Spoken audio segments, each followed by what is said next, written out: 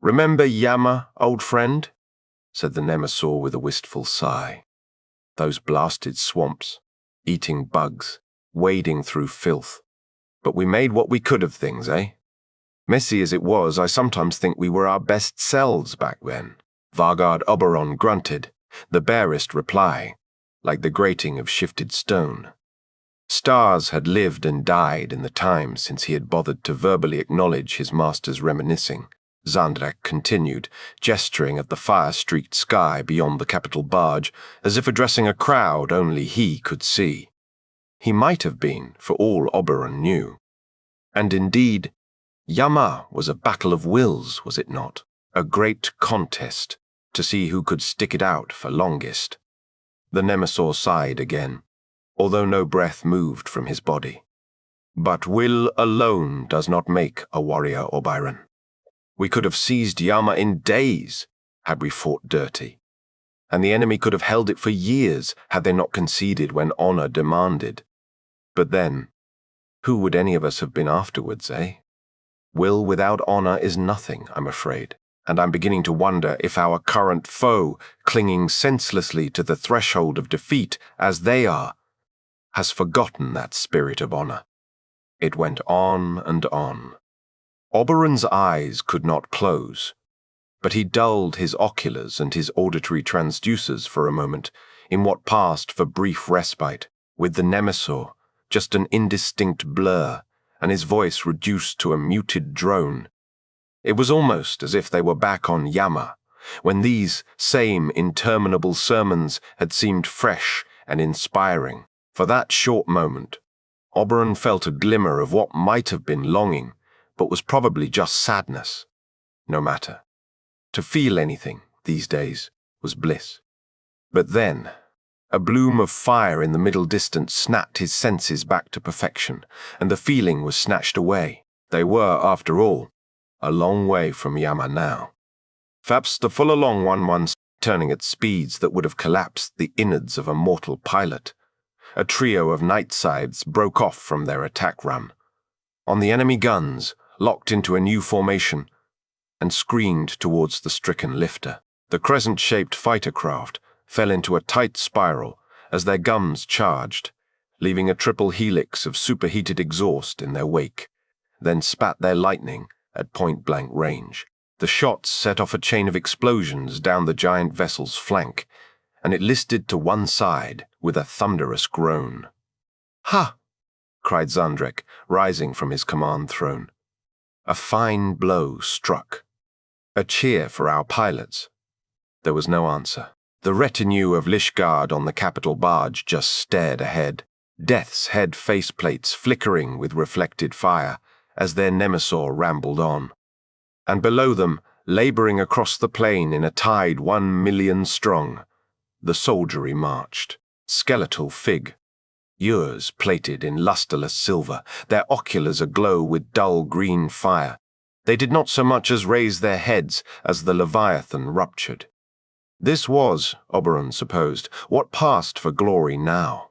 After 3 years of campaigning, they were on the brink of seizing this system from its usurpers and adding another star to the domain of the Stormlord, the enemy. The deranged human-machine cult, calling themselves the Adeptus Mechanicus, had put up a ferocious defense, but had finally been beaten to their knees. The Nemesaur's legions were now just 15 leagues from their primary forge, and while the advance had stalled on this plain for days, victory was inevitable. Oberon surveyed the sprawling plain below them, making a mental inventory of what they had left to destroy. Most of the machine cult's credible assets were gone by now. On the horizon behind them stood a line of wrecks, a trio of the super-heavy walkers the humans called Knights, which had strode proudly from the forge gate to meet the invaders, only to have their engines cooked off at range by the Nemesaur's artillery. They hadn't even got close enough to fire a shot of their own, and now their ruins were surrounded by the oncoming Sortek reinforcements, like islands in a river of molten lead. What war engines the enemy still possessed were clustered together on a distant ridge, a desperate rabble of ancient guns, coughing out the last of their shells under columns of smoke. Under constant assault from night scythes, their crackling shields were shrinking by the minute, popping one by one as their generators gave up.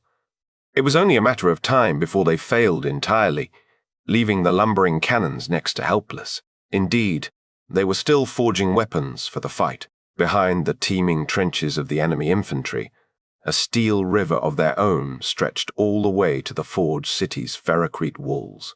Four-legged walkers, hulls still steaming from the assembly line, marching straight from the foundry into carnage. The doomed endeavor was admirable in its way, almost a crude imitation of their own ability to recall troops for redeployment. But doomed it was, as it would never be enough to replace losses. With so little left in the field, the last dregs of the humans, armory, all the exotic relics, were now being ferried to the front by transports like the one now slowly collapsing from the sky. A huge tracked thing, almost as large as the lifter that had carried it, had been flown in the previous day, but it had immediately broken down and been pounded into slag by a bombing run, even as its crew had swarmed over its flanks waving sensors. Since then, not a single lifter had made it within a league of the front without being downed, as the enemy no longer had any combat aircraft with which to contest Sortek air superiority. The craft, now foundering, presumably their last, as it was their largest, had only got as far as it had by virtue of its sheer size. In the end, for all their pathetic toys and their obsession with machines, the humans were forced to rely on flesh. Virtually all that stood between them and the capital now were the toiling legions of the Mechanicus's Skitari, their red robes blackened to the color of bruises under this world's fierce blue sunlight. Their weapons sparked and burned their bearers, and their bodies were riddled with radiation damage, either from the miserable world itself or from their own cantankerous technology. Why, Oberon wondered, would they seek to become one with Ma? Catching the irony of his own thoughts, Oberon grunted in an approximation of a grim laugh. Yes, the humans ought to be careful what they wished for. Despite all the warped symmetries between the cultists and their conquerors, however, the humans were worse than Xandrek's forces at absolutely everything. A shift in the tone of the dying lifter's engines triggered the Vargard's circumspection protocols, and he found his hand moving to his war scythe as he realized what the humans were doing. Xandrek was already ahead of him. "Blood and starfire," bellowed the Nemesaur, thrusting his staff towards the vessel. "The dogs are steaming ahead!" And sure enough, they were. Rather than attempting a controlled landing as it fell from the sky, the bulk lifter was picking up speed, plunging forwards with all power driven to its crude engines. On its current heading, it would strike the heart of the Sortek lines right beneath the Nemesaur's barge. Still, the impact would likely wipe out most of the 13th Decurion and necessitate hours of close-quarters fighting with whatever troops survived the crash.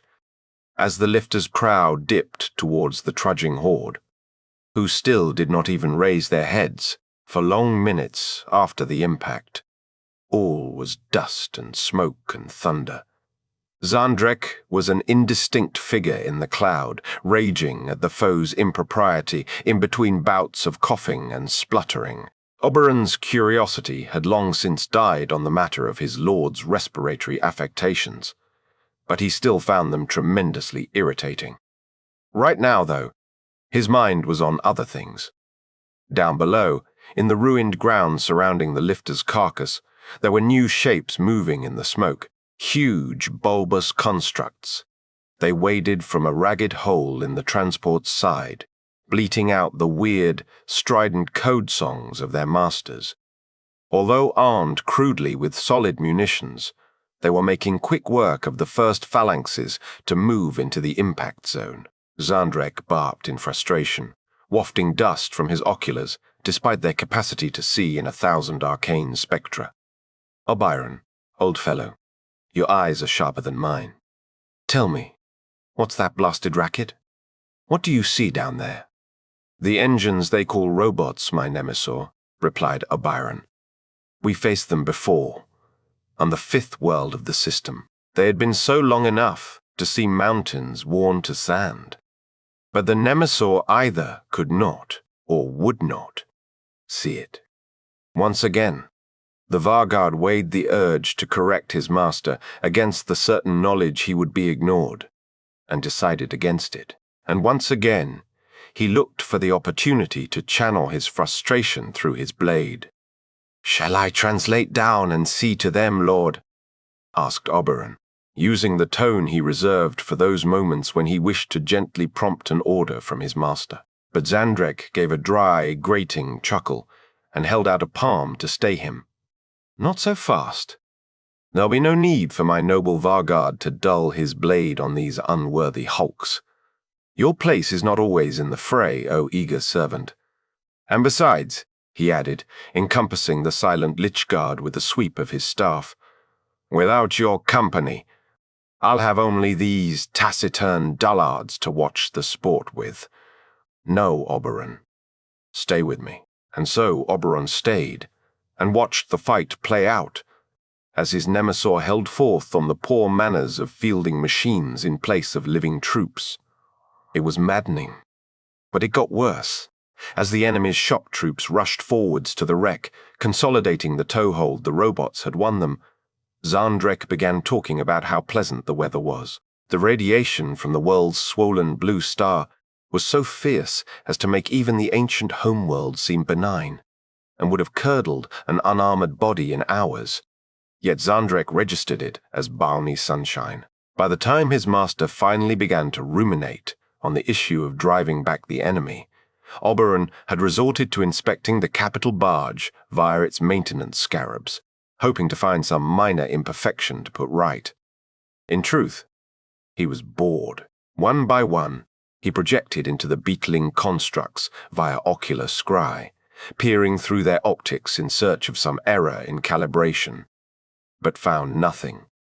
Every soldier was in perfect condition, every surface spotless. The whole length of the barge was still, like a garden of dead statuary. Then, something moved. It was only a flicker, and only for a few thousandths of a second, but to his Vargard's instinct it may as well have been a solar flare. There, against the mass of glyph-carved stonework at the barge's stern, a shape, a human form, an assassin. While Oberon had not yet encountered a baseline human capable of seriously challenging him in single combat, specimens such as this were at least good sport. If he had possessed a heart, it would have raced in readiness. This might not turn out to be such a tedious day after all, but while his reflexes screamed for him to turn and activate his blade, he remained still and kept watch via the scarab's oculars. Excitement was no excuse for poor form. It would be best to let the mortal get closer, within range for a quick kill. As the Vargard waited, the truth of the situation became irritatingly clear. In the context of this surprise incursion, the enemy's wild maneuver with the bulk lifter made sense. Its primary purpose had not been to carve a hole in the Sortek lines at all. It had been a feint, designed to tempt Oberon away from Zandrek and into a close-quarters fray, leaving his master vulnerable, and he had been ready to play right into it. Until Zandrek had commanded him to stay, that is, another happy accident of Nemesaurial whimsy, Oberon thought to himself, suspecting the exact opposite. Switching his scry to one of the warriors wired into the barge, he watched the assassin creep forwards across the deck, thinking itself undetected. And indeed, to the muted consciousness of the barge's retinue of troops, it was. But Oberon, peering through their oculars, could see it well enough. Ah, thought Oberon, retrieving a name from the suite of low-grade engrams he reserved for alien concepts. A Kaleidos. This would be good sport indeed. The Kaleidos creatures were fast, even by his reckoning, and alone among humans. were arrogant enough to make use of the blades forged by the Necrontier's ancient former masters. In the old days, such a blasphemous intrusion on royal ground would have made Oberon bristle, but he had seen too many such transgressions over the years to really care anymore. "What should we do about this damnable robot business, then?" queried Zondrek, tapping metal fingertips on the prow rail as he observed the fight below. The question was directed at Oberon, but he knew he was not expected to answer. He had ever been the silent partner in the Nemesaur's thought process. Zondrek continued. "See, their troops are concentrated in the shadow of the wreck. We could always pull back, let them overextend themselves, or perhaps we should keep their backs to the steel and see how much they'll commit to the foothold.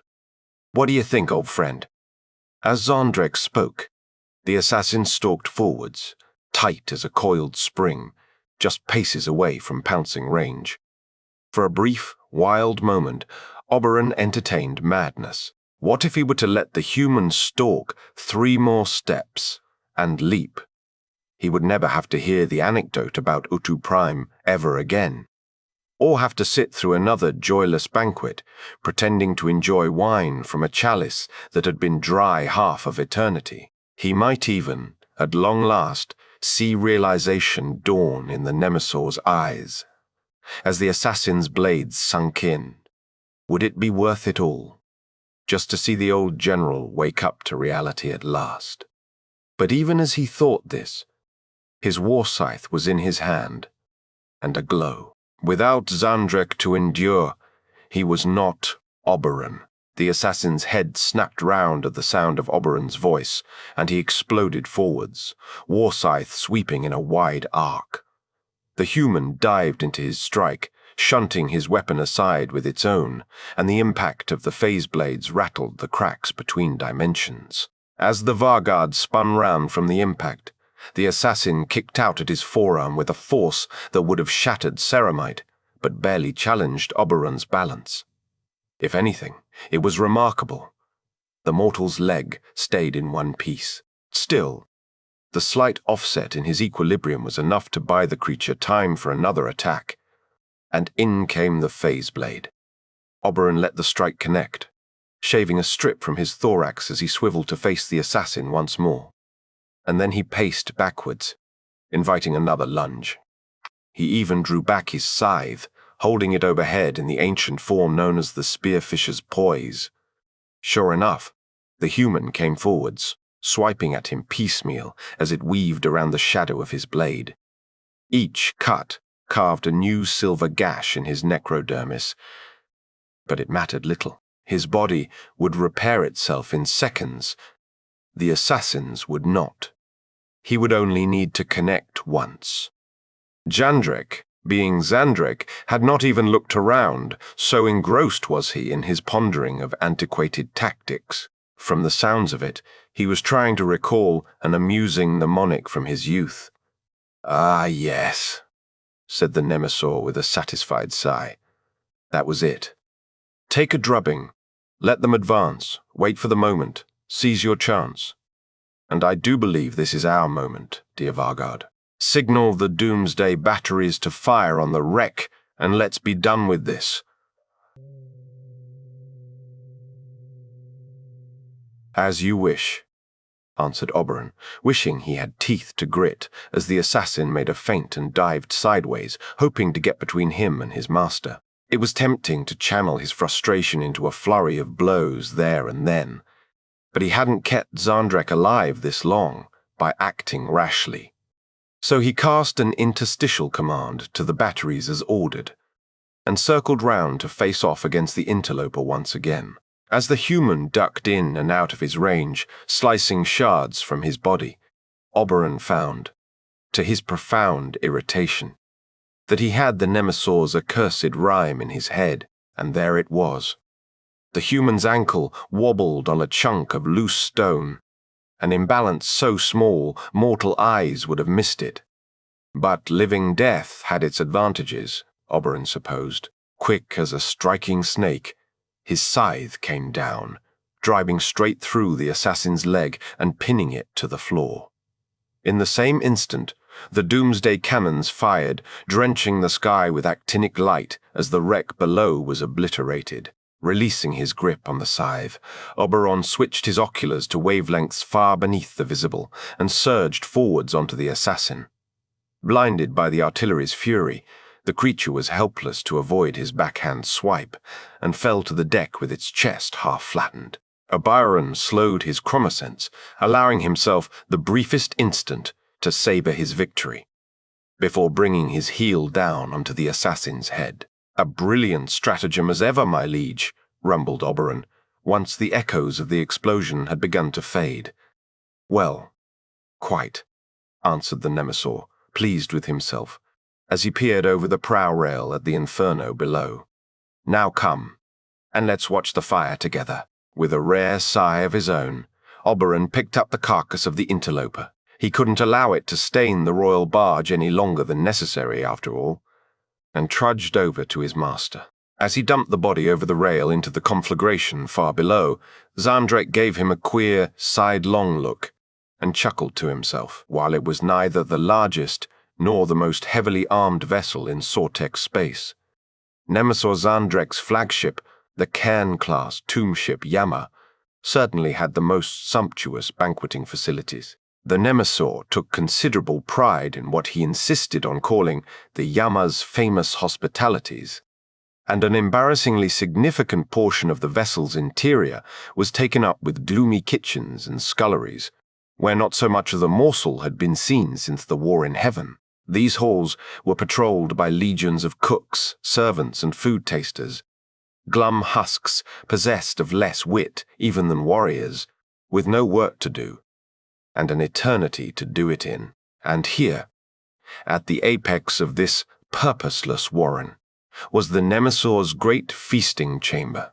Its ring-shaped table was inlaid with mosaics of Zandrek's most famous victories. In each image, the oculars of the troops gleamed with precious stones seized from the world they had conquered.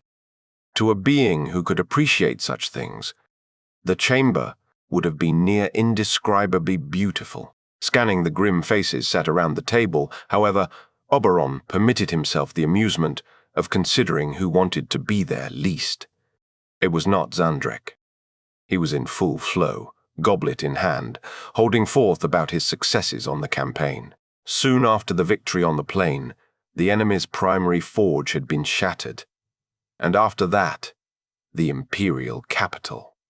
The feint with the lifter and the assassin had turned out to be the human's last gasp of ingenuity, and Zandrek had been disappointed to encounter no more surprises thereafter. With every major world in the system now in Sortek hands, all that remained was to burn out the last vestiges of resistance among the moons and asteroids. Zandrek called this phase of a campaign the epilogue, and would generally spend it writing awful poetry and throwing victory dinners while the soldiery mopped up. And so the Nemesaur at least was happy. It might have been Lord Battrig, sat 83 degrees round the table, with fury radiating from his death mask, like radiation from stellar cinders. Broad and ash-blackened, Battrig had awoken from the great sleep outraged at having lost his good looks and charisma, and pitied himself mightily. But as far as Oberon could remember, he'd never possessed much of either. He'd certainly not lost his sense of entitlement, though. Battrig came from a grander house even than Zandrek, and was forever waiting for the day the Nemesaur would show himself up as an incompetent. He dreamed of the battle where Zandrek would make his fatal mistake and leave the way clear for him to take his rightful place on Gidrim's throne. And each time it didn't happen, he fell deeper into bitterness. Adding insult to injury, Battrig had also been in command of the 13th Decurion, which had suffered 6% recall failure after being wiped out by the crash of the lifter. He himself had been half blown apart during the fight, and reassembly rarely brightened anyone's mood. It might have been Lord Akenik, sat bolt upright opposite Zandrek, and clutching his empty goblet tightly enough to leave dents in the metal. The gaunt noble also considered himself Gidrim's rightful lord, But unlike Batrek, he wasn't waiting on Zandrek for an opportunity to take the throne. Perhaps it had been coincidence that his Deathmark snipers had been deployed so peculiarly during the Battle of Tobos III at the start of the campaign. Then again, perhaps it hadn't. Either way, Oberon had been sadly unable to prevent the accidental overloading of their transport engines before any of them had accidentally shot Zandrek. Akonik was perhaps even more incensed than Batrek, as his Decurion had been the one sent in to contain the Mechanicus advance right before the Doomsday Battery had fired, and had suffered even graver losses. Then there was Lord Kethist, who had been a keen duelist in life and retained all of his scars, carved into his necrodermis with belligerent pride. Kethist hardly even pretended to conceal his plots anymore. Indeed, Obyron noted he had brought 2 barely concealed blades to the feast, and Kethist was giving him a look that suggested he didn't care all that much that the Vargard knew. Perhaps Lord Arbaketh, who had recently lost a legion of glyph-cracked immortals as mysteriously as he had acquired them, he clearly wasn't too pleased either. Or Lord Penthon, with his odd fascination for bombs. The Nemesaur, needless to say, was blissfully unaware. He thought the lords were his friends and drinking companions, just as he thought there was fresh meat piled on the dusty platter before him. But there was as little love in this room as there was nourishment. It was a feast, attended only by ghosts. Oberon was about to conclude that he himself was the room's most miserable occupant, since his duty meant he couldn't afford to speed his chronosense and skip the speeches, when a small, choked sound drew his attention to the seat he was standing behind. Oh, thought Oberon, of course. There was always someone worse off than oneself. In this case, it was the Imperial Governor. Zandrek had captured it when the capital spire had fallen and, thinking it to be Necrontire, had insisted on treating it as an honored guest until its ransom was paid. The human was out of its mind with fear. And now, one of the chamber's scarabs had taken an interest in it, clicking its mandibles from its empty plate, and it couldn't keep the madness inside any more. Oberon might have pitied the thing, were it not vermin. "Are you quite all right, my good man?" asked Zandrek, pausing to turn to the governor. "Bugs being a little overzealous in cleaning your leftovers." "What?" "Ha! Pay them no mind. Old Zandrek wouldn't deny you a good feed, even despite your poor form on the field." Not comprehending Zandrek's words, and seeing only a glowering cadaver turn to it with flashing eyes, the governor turned deathly pale, and Oberon's olfactory transducers told him it had voided its bowels. At the rate its heart was beating, Oberon began to wonder if the creature would die on the spot, untouched. But Zandrek carried on, too engrossed in his own speech to be concerned long with his guest's odd behavior. At last, as Zandrek's oratory threatened to extend into its 3rd hour, Oberon was saved. A projection was coming through to the chamber's orbuculum. Scrying the interstitial receivers, Oberon was surprised by the power in the message's seal. It bore the sigils of the Crown World Mandragora. The missive could only be coming from one source, the Stormlord Imhotep himself. Most Nemesaurs wouldn't dream of taking a projection of such importance in public. The political advantage conferred to rivals would be far too great, and Zandrek had a loyal Vargard to do all his worrying for him. And so he called for the orbuculum at the table's center to be activated, and the chamber dropped into deep darkness. The Stormlord's eyes became visible first, cold green embers glaring down from the chamber's apex as the connection assembled itself from interstitial whispers. For a while the Colossus stood in forbidding silence, until audio resolved itself. Out of the crackling interstitial static grew the low howling of wind, swelling occasionally with bursts of distant gorse fire. If Lord Imhotep was hailing them from the midst of his own campaign, this was a matter of some urgency. For a moment, the Pharaon's gaze flickered to the human governor, but it did not linger. Imhotep was well aware of Zandrek's madness and would often let these minor absurdities go unremarked. Even so, a king's tolerance was not a thing to be tested, and Oberon winced at the way his nemesis greeted his lord. He could only presume the old general thought himself drunk on imaginary wine. "Ah, my king," toasted Zandrek as he stood up, with a flourish of his goblet that would have slopped drink on the floor were there any to spill. And nobody, least of all the Pharaon, had grown softer in an eternity of living death. But if their king was wrathful, he did not show it. An arch-pragmatist, he had long accepted that whatever was wrong with the nemesis could not be fixed, and that it mattered little, so long as he was still winning wars. "I see," said the Stormlord, in a voice like solar carrion tearing round a black hole. His words seemed to suck all sound from the room, and Zandrek's composure stiffened rapidly. Mad he may have been, but royal instincts went far deeper than engrammatic damage, and he knew better than to act the fool now.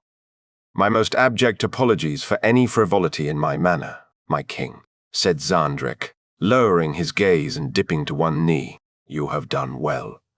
But there is no time for rest, Nemesis. Further work awaits you.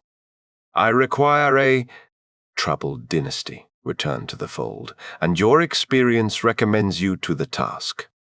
Something about the Pharaon's words alarmed Oberon on a level he could not quite pass. Knowing Zandrek's foibles, the Stormlord would often frame his conquests in terms of crushing rebellions against fellow Necrontire, as that was how the nemesis would inevitably see them. But the word, troubled, and the way the Pharaon had flashed a meaningful glance at Oberon as he said it, had given him pause. "Chow, take none of your subordinate lords. At the staging point you will meet with an old ally, and together you will go forth and bring me victory. Do not let illusions cloud your vision, Nemesis, and do not fail me." With that, the Stormlord's image faded from the air, and light returned to the chamber. There was a long pause as the lords around the table exchanged glances, attempting to calculate what this meant for them. With Zandrek away, they would be left to prosecute the remains of this war between them, and an almighty squabbling would ensue. "Splendid," he proclaimed, clapping his hands with a clang and a shower of sparks. "I hope you will all forgive me for cutting short the festivities, but it transpires I have another war to attend to. Before I go, however, it is only right that we toast the magnanimity of our grand king. My lords." In deathly silence, the seething nobles rose to their feet and extended their empty goblets with expressions of unconcealed hatred. "To the glory of the Stormlord Imhotep," cried Zandrek. "Pharaon of the Sortek dynasty, taker of 1,000,000,000 hands and master of 300,000 sons, and to a successful hunt for your beloved nemesis. May our enemies tremble." Only Zandrek pretended to drink, but he made every appearance of enjoying it, as he made a deep hum of satisfaction before tossing his goblet aside for the scarabs and sweeping from the chamber. After the nemesis left, Oberon stood there for a time, looking silently at the lords as they glared back at him, though they knew very well that the Vanguard would be able to scry in and hear their arguments from anywhere on the flagship. There was no way they'd give him the satisfaction of beginning while he was in the room. Like a pack of beaten hounds, they might despise each other, but they despised him more. No matter, thought Oberon, so long as they knew who held the chain. At last, before turning to follow his master, Oberon remembered the governor. He would have to ensure the creature choked, unfortunately, on its food before his departure. But as he put his hand on the mortal's feeble body, its head lolled back, purple and lifeless. It appeared the thing's heart had given out in the end. Good. The corpse would be another indignity for the nobles to bicker over. As Oberon followed him down the long passage to his quarters, Zandrek ran through a rambling inventory of his forces, like a young noble choosing which beasts to take on a jolly hunt. Nimble yet heavy. What do you make of that, old friend? I'm thinking light cruisers for a start, with maybe a scythe class or two for good measure. Cairns will be too ponderous, I feel, so we can't take this old brute. Zandrek slapped one of the Yama's bulkheads with affection as they passed, but the Haraktis and the Tefnit could be perfect flagships, eh? Oberon offered nothing but his presence, as he was too busy looking over the coordinates sent to him from Mandragora, following the Stormlord's projection.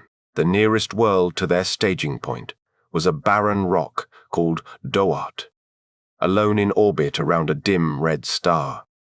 It had once been a tomb world, but all records of its founding dynasty were lost, and who knew what dwelled there now?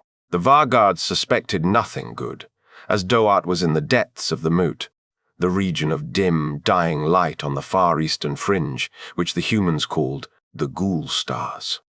His people were far too old to be superstitious. And in any case, what haunting did it make sense for the dead to fear? Even so, the Murbd was not a place to enter lightly. There were whole worlds there ravaged by the Flare curse, and far worse beside, things so weird they confounded even the most learned of the cryptecs. And they were being sent there with the sparsest instructions, and only the promise of an old allies for support. What could the Stormlord have meant? Oberon knew of very few true allies left to the Nemesaur, and certainly none based in those desolate reaches of space. Indeed, the only dynastic presence he knew of in the moot was the bone kingdom of Drazak, Desmesna of the foul king Valgul, and they would find little friendship there. Oberon had shared their destination with his master, but his trepidation was clearly not shared. Zandrek was now perusing projections of his forces, as if selecting robes for a feast. Nimble. Tomb blades are a must, and doom scythes. Naturally. Perhaps a wing or two of night shrouds, even. Alas, if agility is the order of the day, I suppose our old friends the Doomsday Arcs are out of the question, and I certainly shan't be able to play with the megalith again. More's the pity. Annihilation barges, though. They're nimble enough, and a Seraptech cohort or 3 will more than make up for any deficiency in firepower without sacrificing speed. Feeling it was time to make at least a token contribution to Zandrek's thoughts, Oberon grunted in assent, while continuing to chew on the Stormlord's orders. That word, troubled, kept rising to the surface of his mind. Which of their many enemies could Imhotep have meant?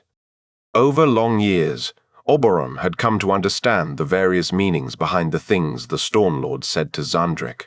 Dynasty.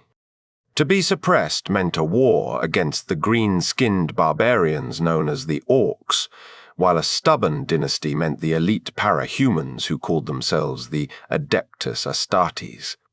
But never before had he used the word troubled. There was only one thing Oberon could take it to mean, and he very much hoped he was wrong.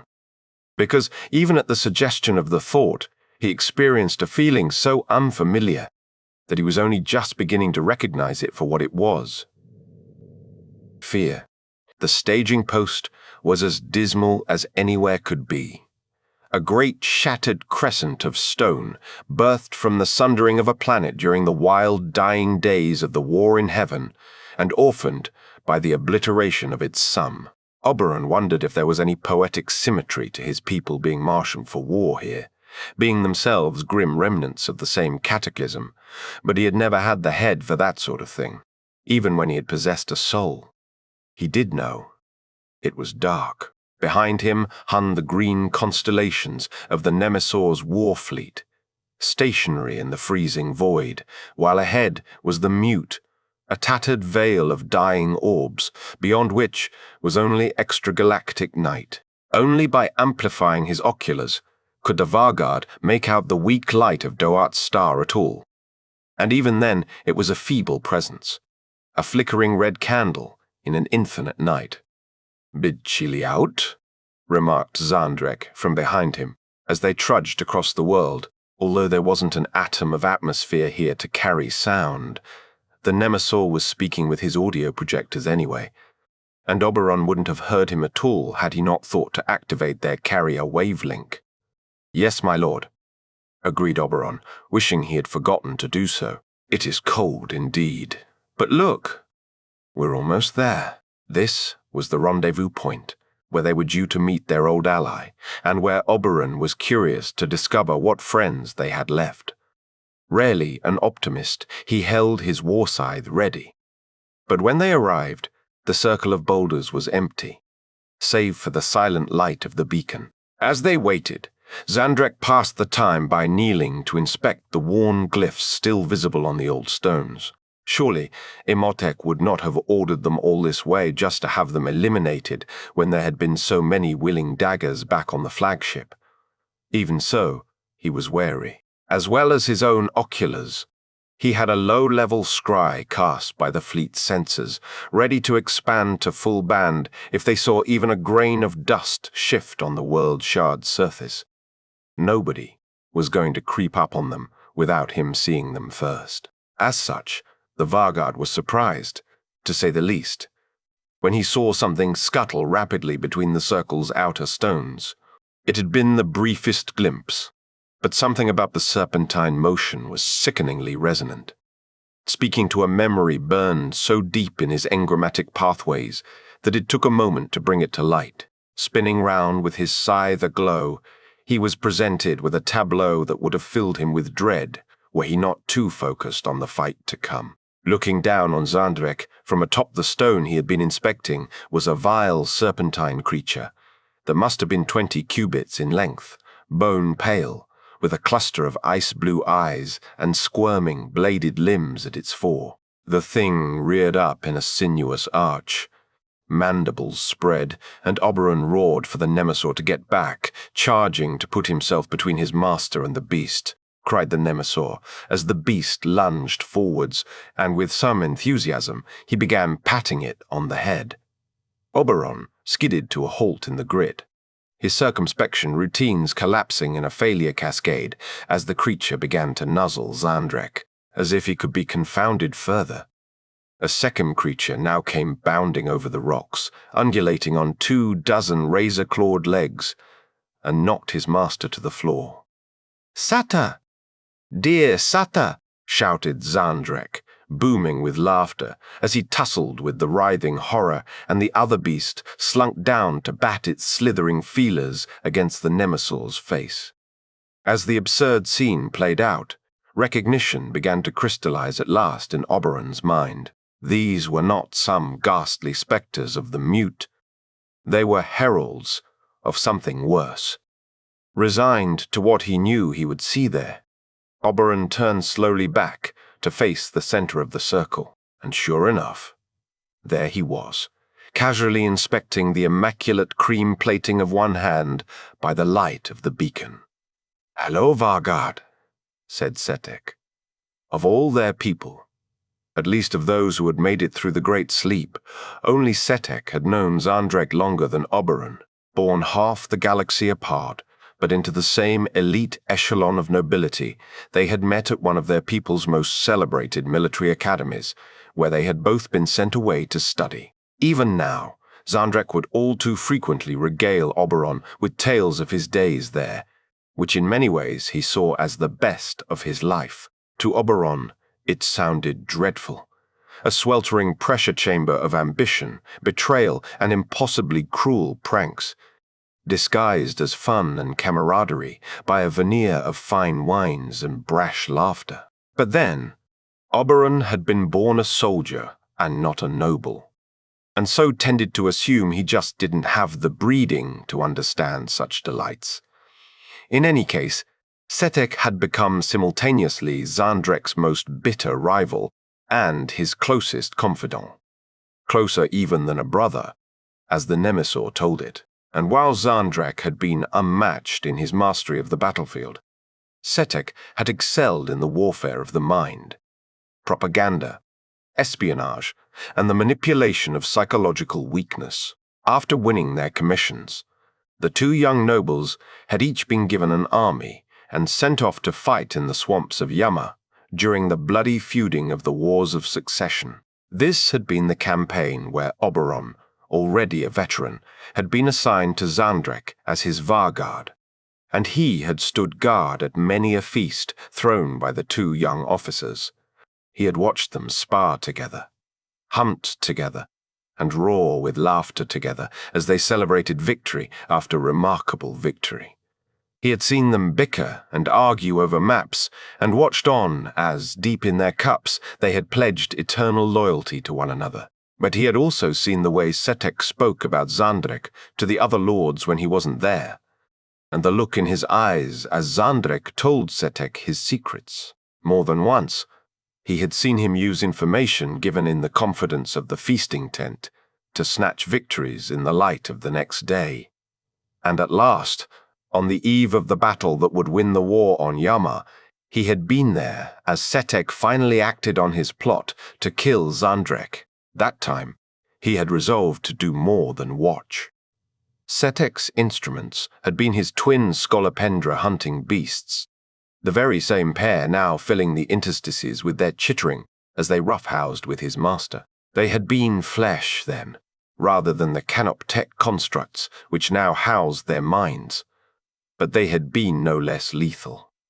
Oberon had found them creeping through the marsh towards the back entrance to the royal tent, and only his skill with the blade had driven them off. Even then, it had been a close thing, and to this day Oberon's metal body remembered the wounds their mandibles had inflicted on its prior form. Of course, Setek had covered his tracks well enough that Oberon could prove nothing, and in the morning his wounds had been laughed off as the result of some nocturnal misadventure. Then had come the battle and the triumph.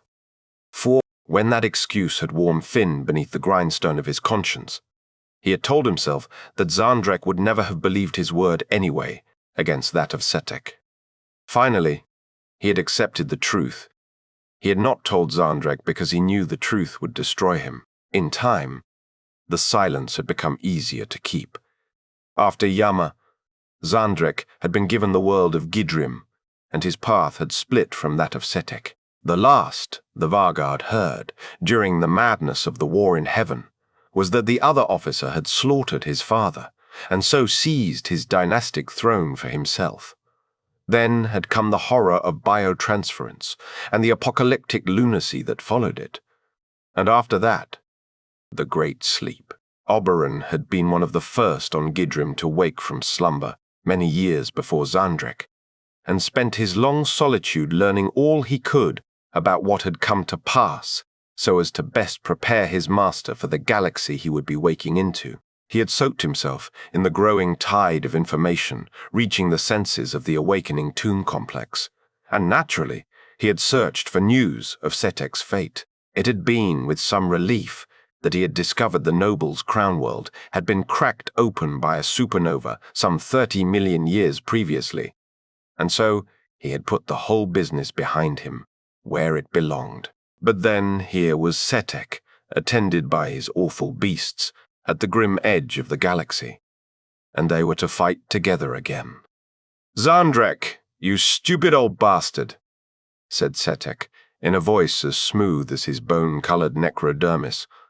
"Stop mucking about with the hounds and come and embrace me. It's been too long."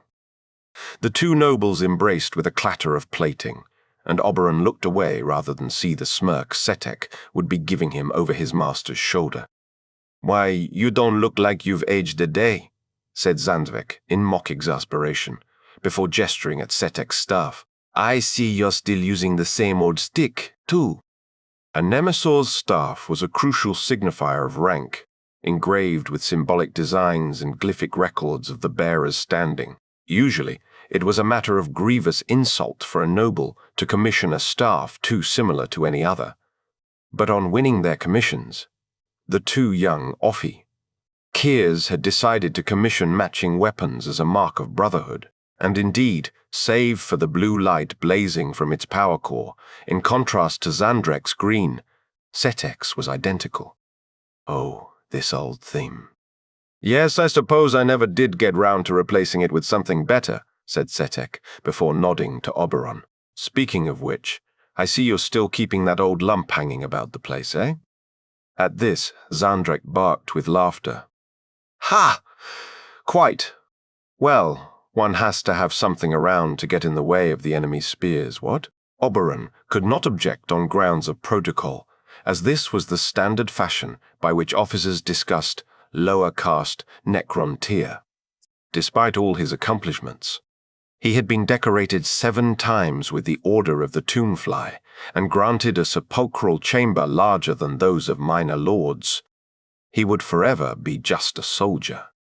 He had not been born in the same universe as Zandrek and Setek, and yet still, especially given the irony of Zandrek's jibe, it hurt. I see age hasn't dulled the edge of your banter, brother, but let's hope your blade remains as sharp. We've got a war to win, you know. So I hear, said Zandrek conspiratorially. Damned separatists again, from the sounds of it. When will they learn? And this lot must be particularly dense, if they're going up against the 2 of us. It'll be just like Yama all over again, hmm? Quite, Zandrek, quite. Just like that. Well then, said Zandrek, with his customary clap. Shall we get down to it? Assuming you've brought an army, that is. I don't want to make things awkward, but if it's just you, Seppa and Sata joining us, magnificent beasts though they are, I dare say you're not pulling your weight. Setek said nothing in reply. He simply raised one hand, clicked his fingers, and the night filled with stars. Suddenly, where there had been nothing but the bloom of the galactic fringe, there was an armada, at least the size of the Nemesor's own, blazing with lights as cold and blue as Setek's eyes. If nothing else, this explained how Setek and his beasts had approached the beacon undetected. Clearly they were using some form of cloaking hex, but while it was a simple matter to confound the senses of the galaxy's more primitive inhabitants, Oberon had yet to encounter a glamour potent enough to hide things from Necrontier oculars. It troubled him deeply, and the sly glance Setek gave him, as Zandrek marveled at the sky like a child at a conjurer's trick, suggested the other noble knew this all too well. Marvelous, Setek. Simply marvelous, gasped Zandrek. You never cease to amaze. I shouldn't have doubted you. I shall have to go and prepare my troops for inspection, so as to be sure we're not overshadowed. Perhaps we'll meet on the morrow to plot our opening moves? Indeed, brother, I shall look forward to it. There followed a long series of fond farewells, which Oberon waited patiently through, before finally speaking up as Zandrek prepared to depart. I will follow shortly, my Nemesor, after sharing our interstitial protocols with Setek. I'm sure that he'll need the correct freak, Zandrek, exclaimed Setek, interrupting him. Your spear catcher seems to be talking. And what's more, it seems to presume my needs.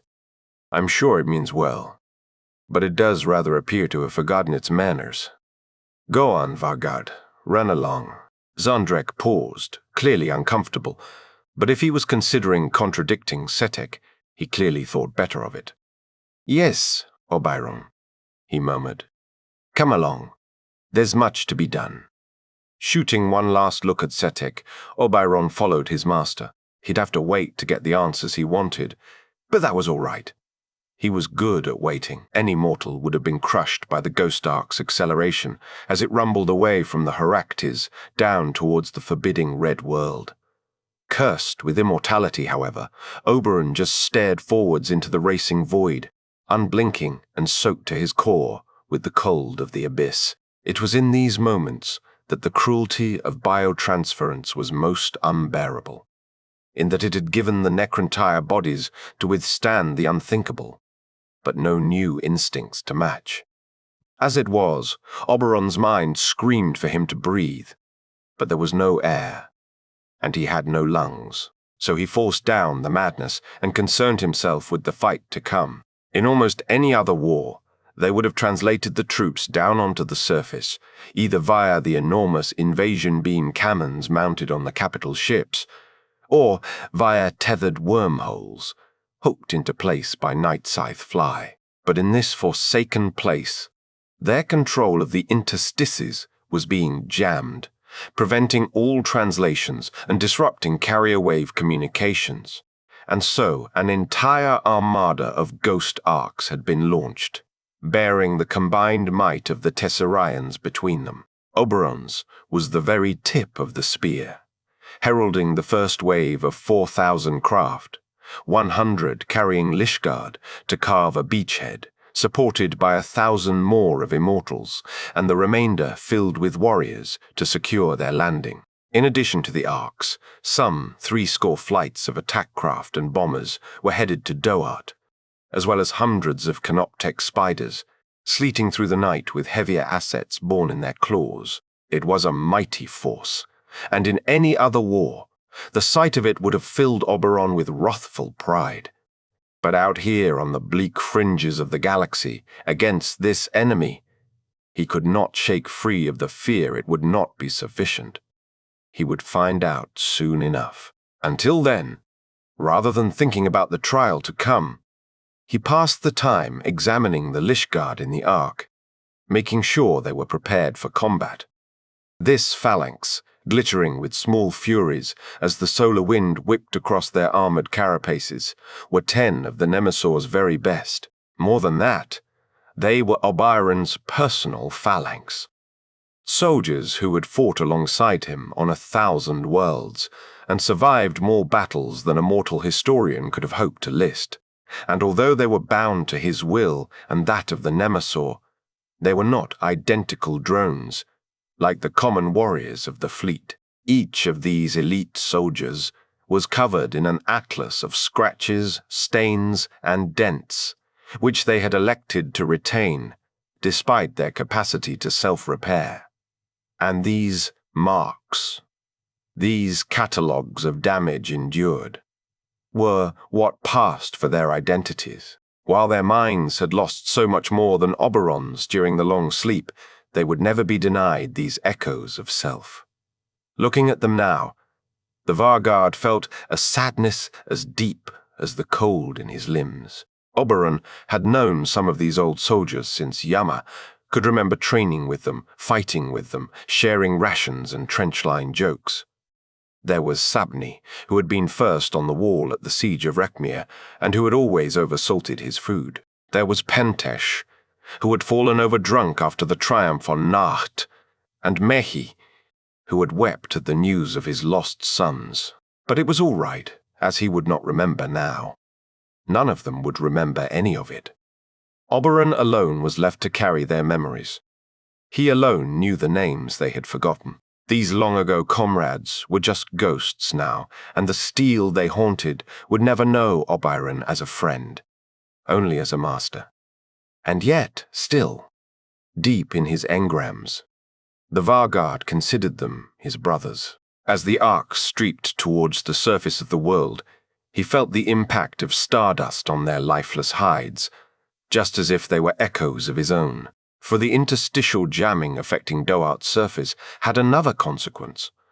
Until they had secured a relay point free of the field, they would be unable to translate damaged troops back from the front, relying on Canoptek constructs and the word properties of Necrodermis itself to piece the fallen back together. Every warrior damaged beyond repair would be gone forever. As the Ark swarm began plunging towards atmosphere, Doart's glowering surface began to flash with points of red light, silent and serene. "Hold steady, brave Lishgard," he transmitted to his phalanx, as if they had a choice. Surface dull. Air fire. Incoming. There was no answer beyond the faintest hiss of acknowledgement. But it did not matter. Just having someone other than Zandrek to talk to was enough sometimes. Then the barrage hit. Within moments, globes of ruby light were streaking through the Ark formation, sending chain lightning crackling from the spars of the vessels as they passed. But in this opening volley at least, every shot passed well wide of its target. As the scale of the invasion became apparent, the enemy's accuracy would only improve, but for now, it would be firing almost blindly. Snorted Oberon to the blank-faced Lich-Guard, repeated Neb, in what might have been a reflexive attempt at barrack-room humor, but was probably just an expression of confusion at an unfamiliar word, making an ancient gesture towards the world below. 1. He would never have used outside the company of common soldiers. He welcomed the worst it could offer, after so long quietly dreading this war, and the grinding exasperation of Setek's reappearance. It was good to be back in the thick of things with the best of his troops, despite his bond to his master. The line of battle would always be his home, a place where he could express himself as fluently with his war scythe as Zandrek could with fine words. And yet if his Nemesor needed him, he would come. Despite Doath's suppression of their sorcery, his Ghostwalk mantle had been forged by the psychomancer Dagon himself, greatest of Gidrim's cryptex, and was imbued with rites so ancient and potent as to ignore any jamming.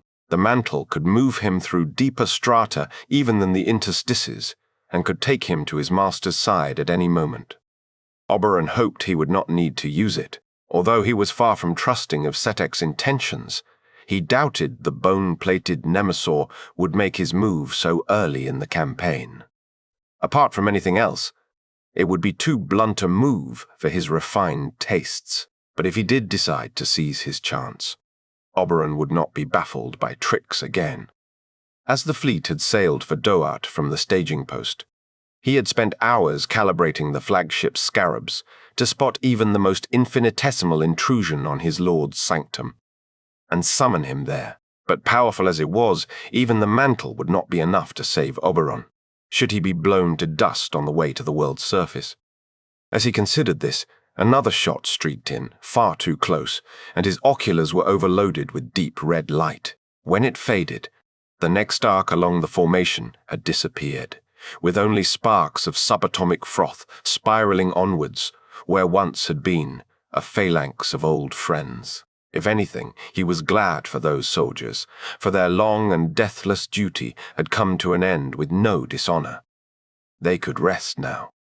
But Oberon was thankful he had not been sold so cheap. Rest would have been a fine thing. But he was not ready for it while the Nemesor needed him. And Zandrek would most certainly need him before this war was over. As the Ark passed into Doat's thin atmosphere, its prow was crowned with a halo of meager flames, through which a world of gloomy red dunes became visible. They fell towards a landscape alight with energy. As the enemy's turrets had lit up during their descent, they had revealed themselves to the guns of the capital ships, and now they were being punished for it. A rain of emerald fire streaked down alongside the assault craft, now destroying smaller emplacements outright and weakening heavier positions for obliteration by flights of night shrouds. With no forces of their own in the air, the enemy couldn't contest the onslaught of the bombers. And while Zandrek's predisposition towards honor had held him back from calling in his squadrons, Setek had no such scruples, slicked from their leash. His squadrons of bone-colored craft were turning great swathes of the desert into glass. "Give them hell!" Oberon shouted over the whipping wind, and raising a growl of assent from the Lich-Guard. Commander. Oberon was at least grateful for his pragmatism. With these defenses wiped out, they would be able to land the rest of the invasion force in relative safety. The real fight would begin on the ground, and under it, and with the interstices locked down by the world's brute sorcery, every warrior would count. That wasn't stopping Zandrek from celebrating, it seemed, he cried, voice faint and crackling over a feeble carrier wave connection, as another gun emplacement vanished in a searing antimatter detonation. "You know, brother, I'm almost regretting my decision to withhold my bomber wings. Your fellows are really stealing the show." Setek scoffed in response. "It's like I always told you, Zandrek. Sometimes all that honor will win you is scars. But don't worry, I'll always be here to show you how to fight properly. Oberon rather thought that was the point of honor, but knew better than to intrude on the two Nemesaurs' merry exchange of insults. On the contrary, dear Satek, I shall show you how it's done, once my Vargard makes landfall with the Lich Guard. I'm sure he'll do well enough, quipped Setek, underscored by the gibbering of his scolopendra. If the old brute can remember which end of his scythe to point at the enemy. You wicked devil, Setek, said Zandrek in mock outrage. Go on, Oberon. Happy hunting, and don't show me up. Taking this as permission to stop enduring the noble's wit, Oberon tuned out their voices and set an engrammatic subroutine to alert him if either of them said anything tactically relevant. The arc formation was flying parallel to the ground now, around 20 cubits up, and each vessel was raising a tall plume of fine dust in its wake. With not so much as, and though the thin atmosphere of nitrogen and argon was cold enough to freeze a mortal body in minutes, it sweltered under the sickly red light of the sun. That light permeated everything, from the deep crimson of the sky to the glassy dunes that seemed to glow from within.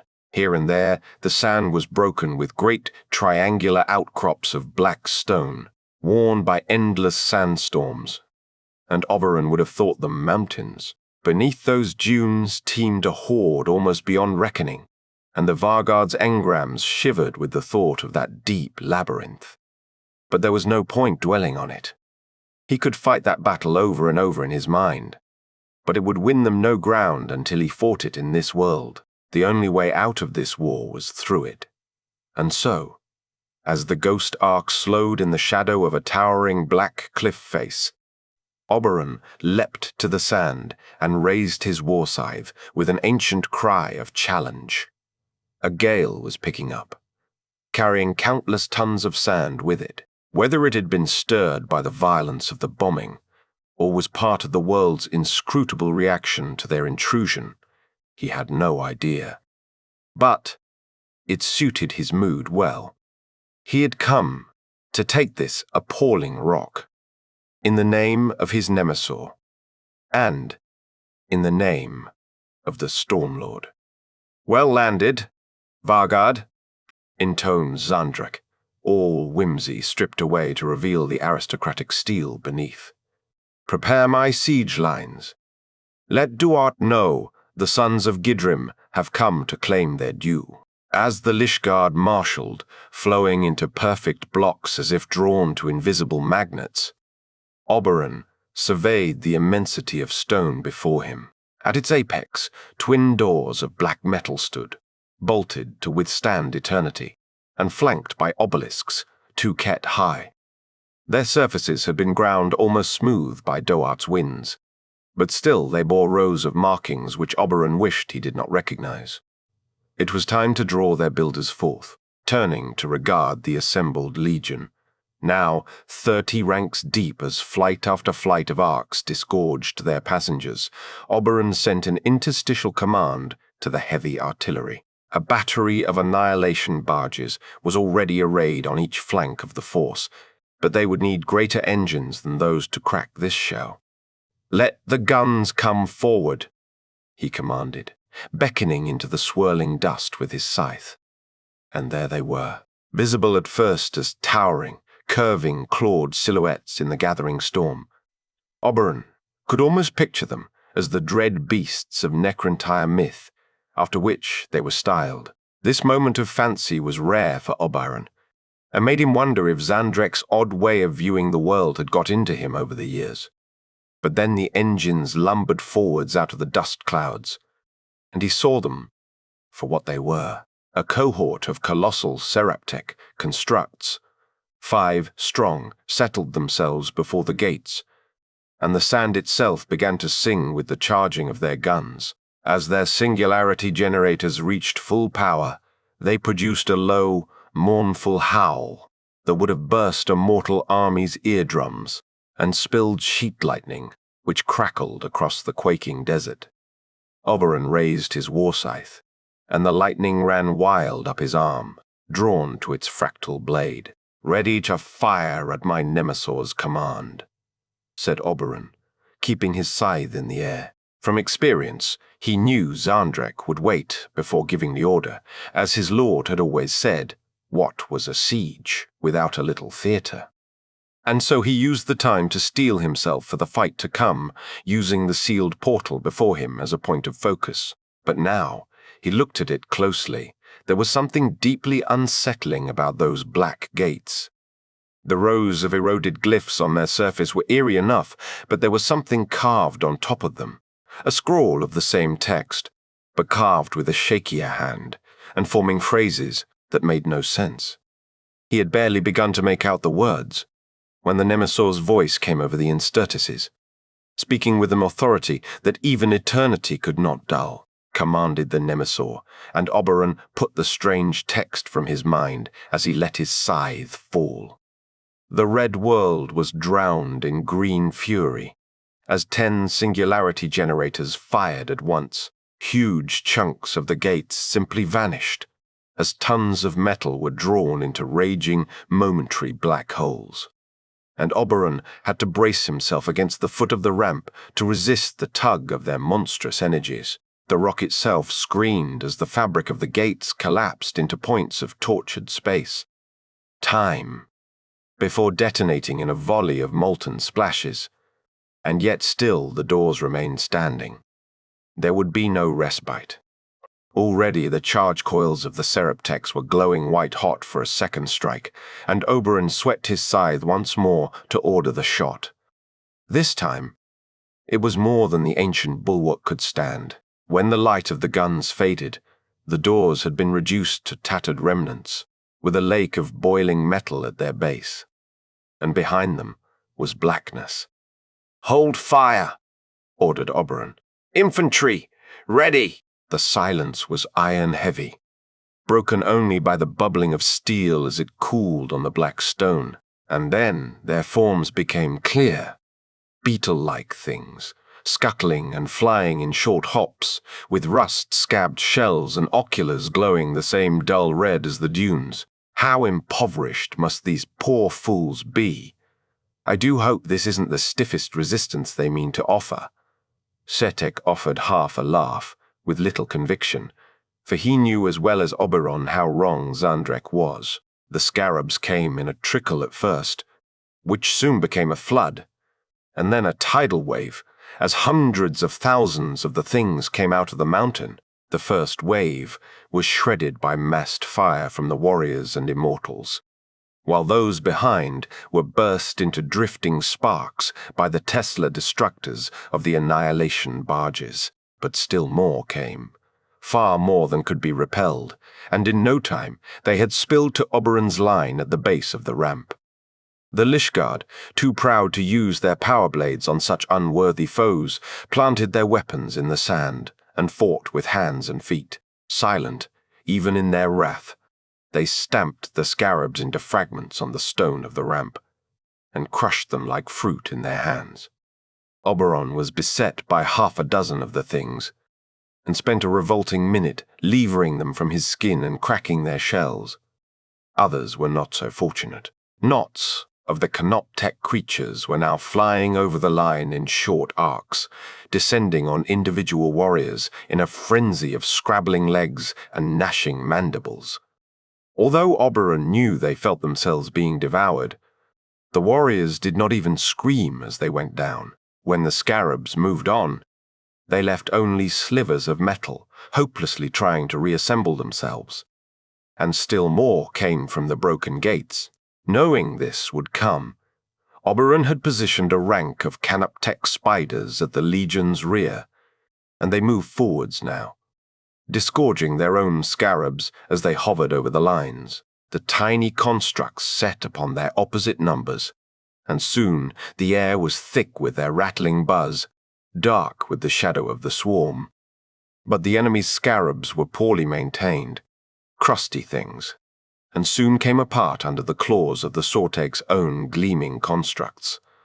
Soon the hostile swarm had been thinned to the hundreds of thousands, and then to the thousands, and finally The last few were picked off by gorse fire. Wasting no time, the Sortex scarabs began consuming the carcasses of their counterparts, spinning filaments of necrodermis to repair those warriors wounded but still standing.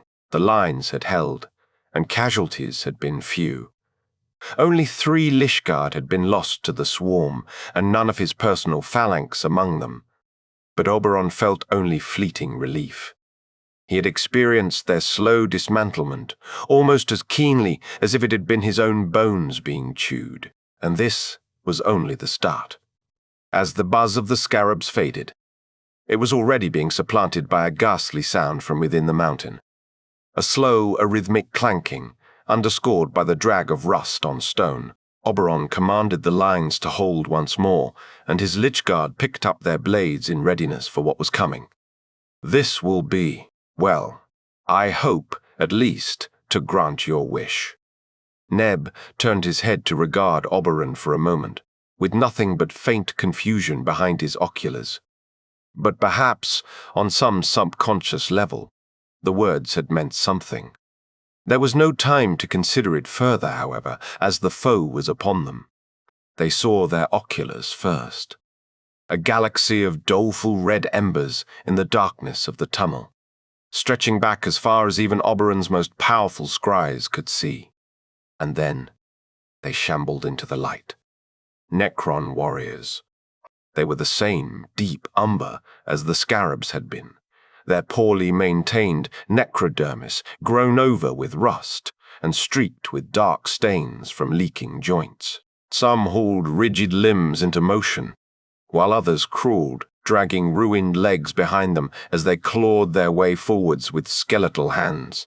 Some had functioning gorse rifles, blazing with carnelian energy as they fired blind into the besieging force. Oberon's mind was gripped with revulsion at the ghoulish things, a disgust that went deep beyond his distaste for his own cold body. Although the time would inevitably come when he was forced to grapple with these ghouls, he had no appetite for close-quarters fighting just yet, and so, holding up an arm to hold the Legion's fire, he ordered the Seraptex to fire again.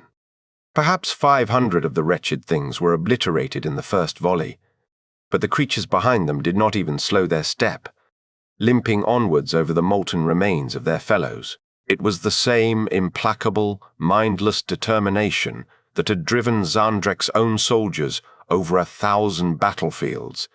But here, there was nothing behind it. No light of noble genius to guide them forward, or to be bested in a duel of wits. There was just the vast, ancient madness of a machine. Zandrek had been quiet for some time, Oberon noted, as the thought of his Nemesaur came to mind. Had the jamming intensified to the point where they were now cut off?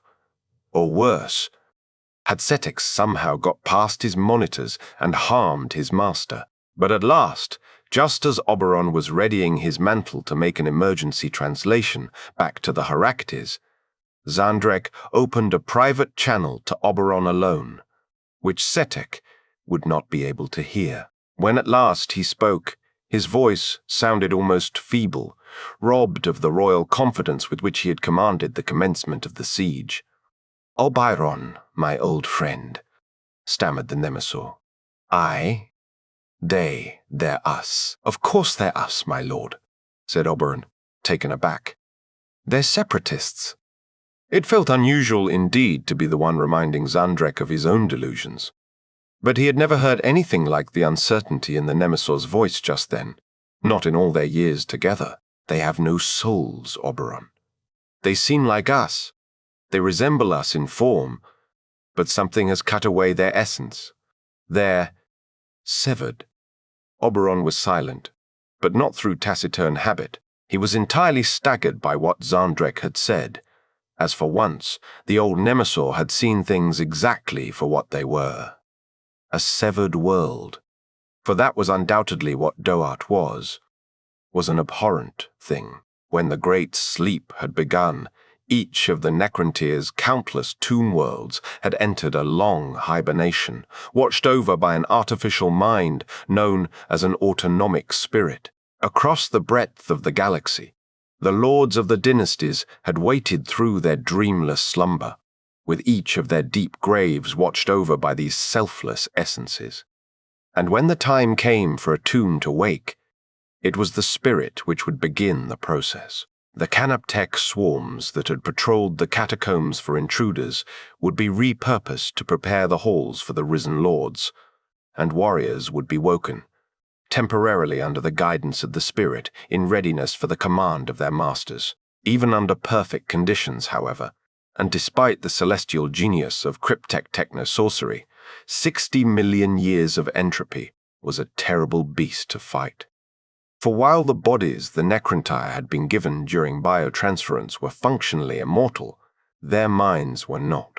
The slightest degradation of engrammatic matrices over the eons could leave a lord's psyche damaged beyond repair, and Zandrek himself was a tragic example of what could befall a noble during the long sleep. But even Zandrek had been fortunate. For any one of 1,000 reasons, a tomb world's hibernation systems could fail catastrophically, entirely destroying the higher functions of every mind interred within.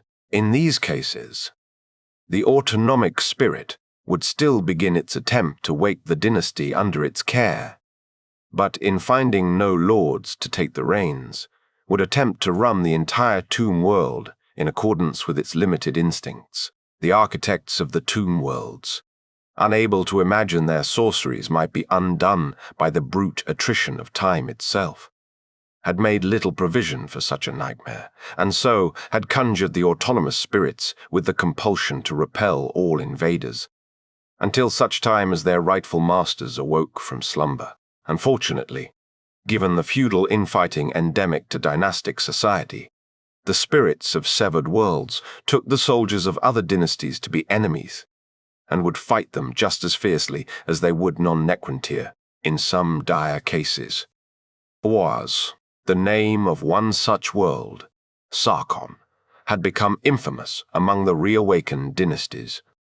And if Oberon's suspicions were correct, and Doart itself had been a crown world, they faced an equivalent danger here. 15 hours later, as Doart's long night drew in under a bloody sunset, the Severed were still marching from the tomb's mouth, and their numbers showed no signs of thinning. In fact, it seemed that for every hour the fighting continued. The flow of stumbling automatons was growing thicker. By now, the enemy was coming in such numbers that the Sortek gun line, even bolstered by the Seraptek's singularity generators, was insufficient to stop their advance. For hours now, Oberon's line of Lichguard had been fighting a near-constant skirmish at the foot of the ramp, and while casualties had been few, Sabni had been among them, gone down without a word beneath a heap of the rusted, clawing ghouls. "How are we meant to advance into this?" spat Oberon, as he rallied his personal phalanx during a brief respite in the skirmish. The Lichguard, of course, had no more idea than he, but the quiet snarls they offered in reply suggested they were just as frustrated. If Doart was a crown world, and Oberon's studies from orbit had offered every certainty that it was, there might be billions more warriors at the planet's core, even now beginning their slow crawl up into the light.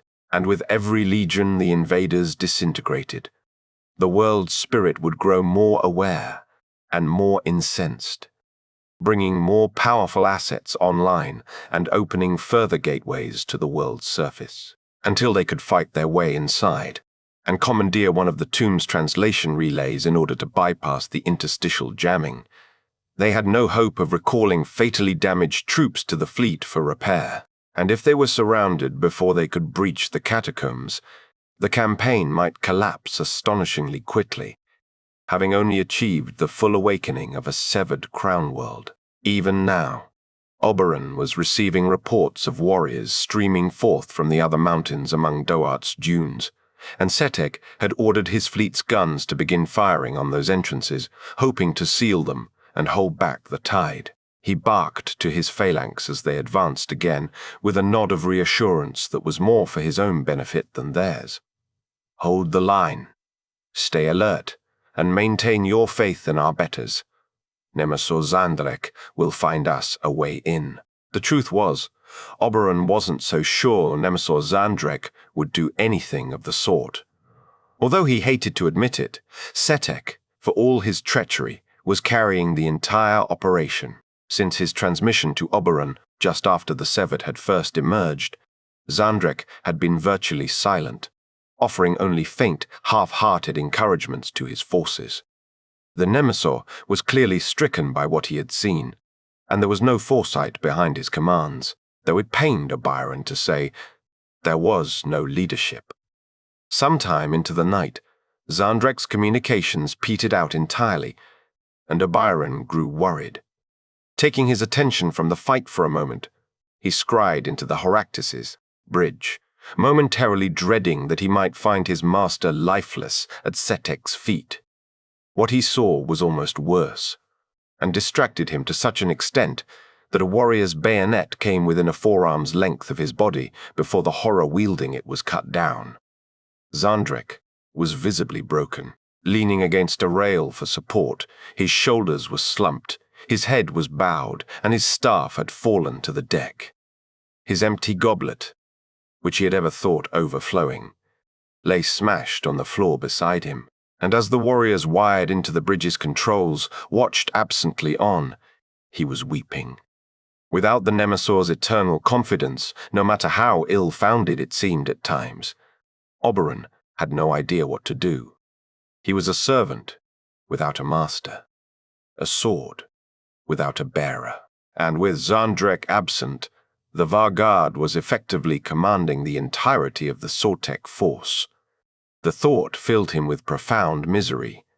But what choice did he have but to lead, even if they didn't lose the entire invasion force here at the tomb's mouth, which would leave the stage set for a coup by Setek, let alone the nightmare of a fully awakened Doart. And Oberon was as much sworn to defend Zandrek's honor as he was his physical form. But what should he do? What would Zandrek do?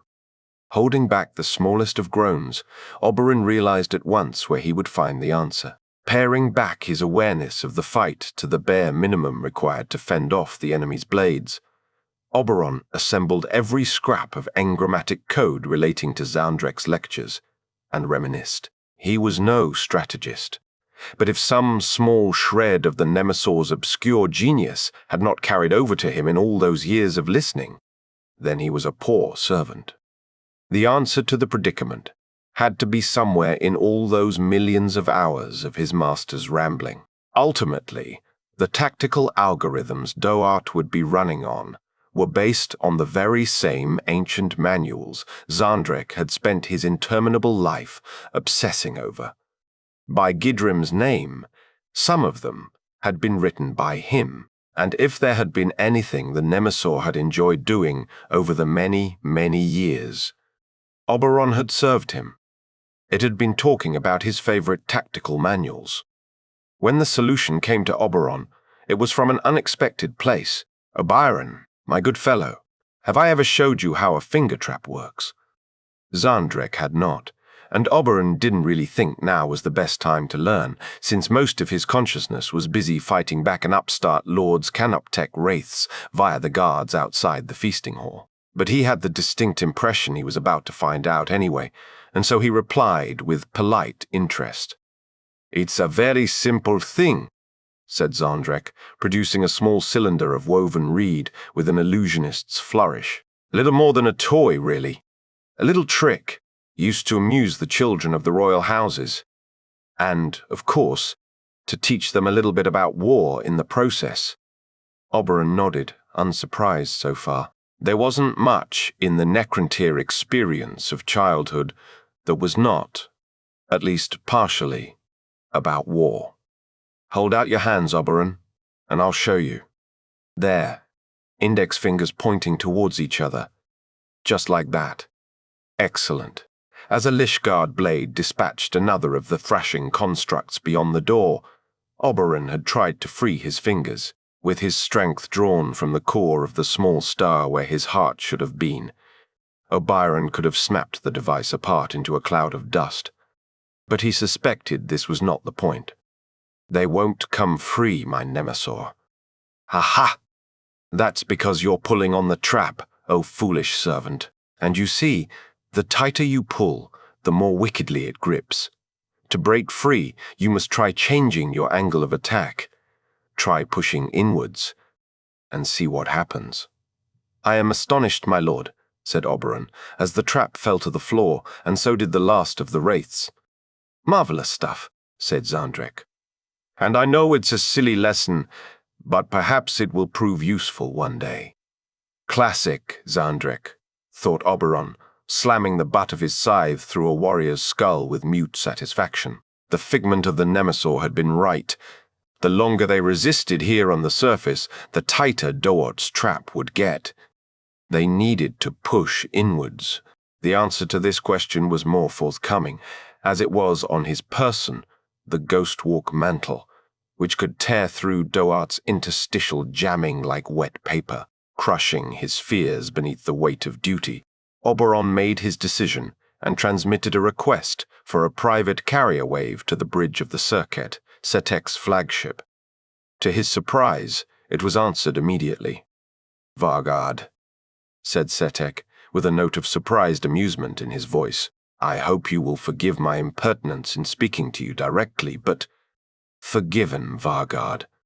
"With certain curiosity, admittedly, over why your own Nemesaur should not be fit to hear your request.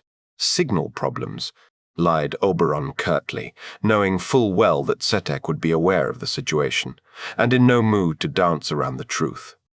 The longer we hold at the tomb's entrance, the greater our risk of failure." Setek pondered this, before replying in a sly voice. "And what aid of mine do you require to enact this stroke of tactical genius?" "None, Lord. Only permission to advance, with my own phalanx of Lichguard." The line fell into silence then, and Oberon felt a brief stab of pride at having caught Setek's tongue. "Go on, then," he drawled at last, as if agreeing to wager some petty sum on a scarab fight. "It should be entertaining, if nothing else." "Happy hunting, Oberon." The acidic echo of his true master's words made Oberon bristle. But this was no time to speak out of turn.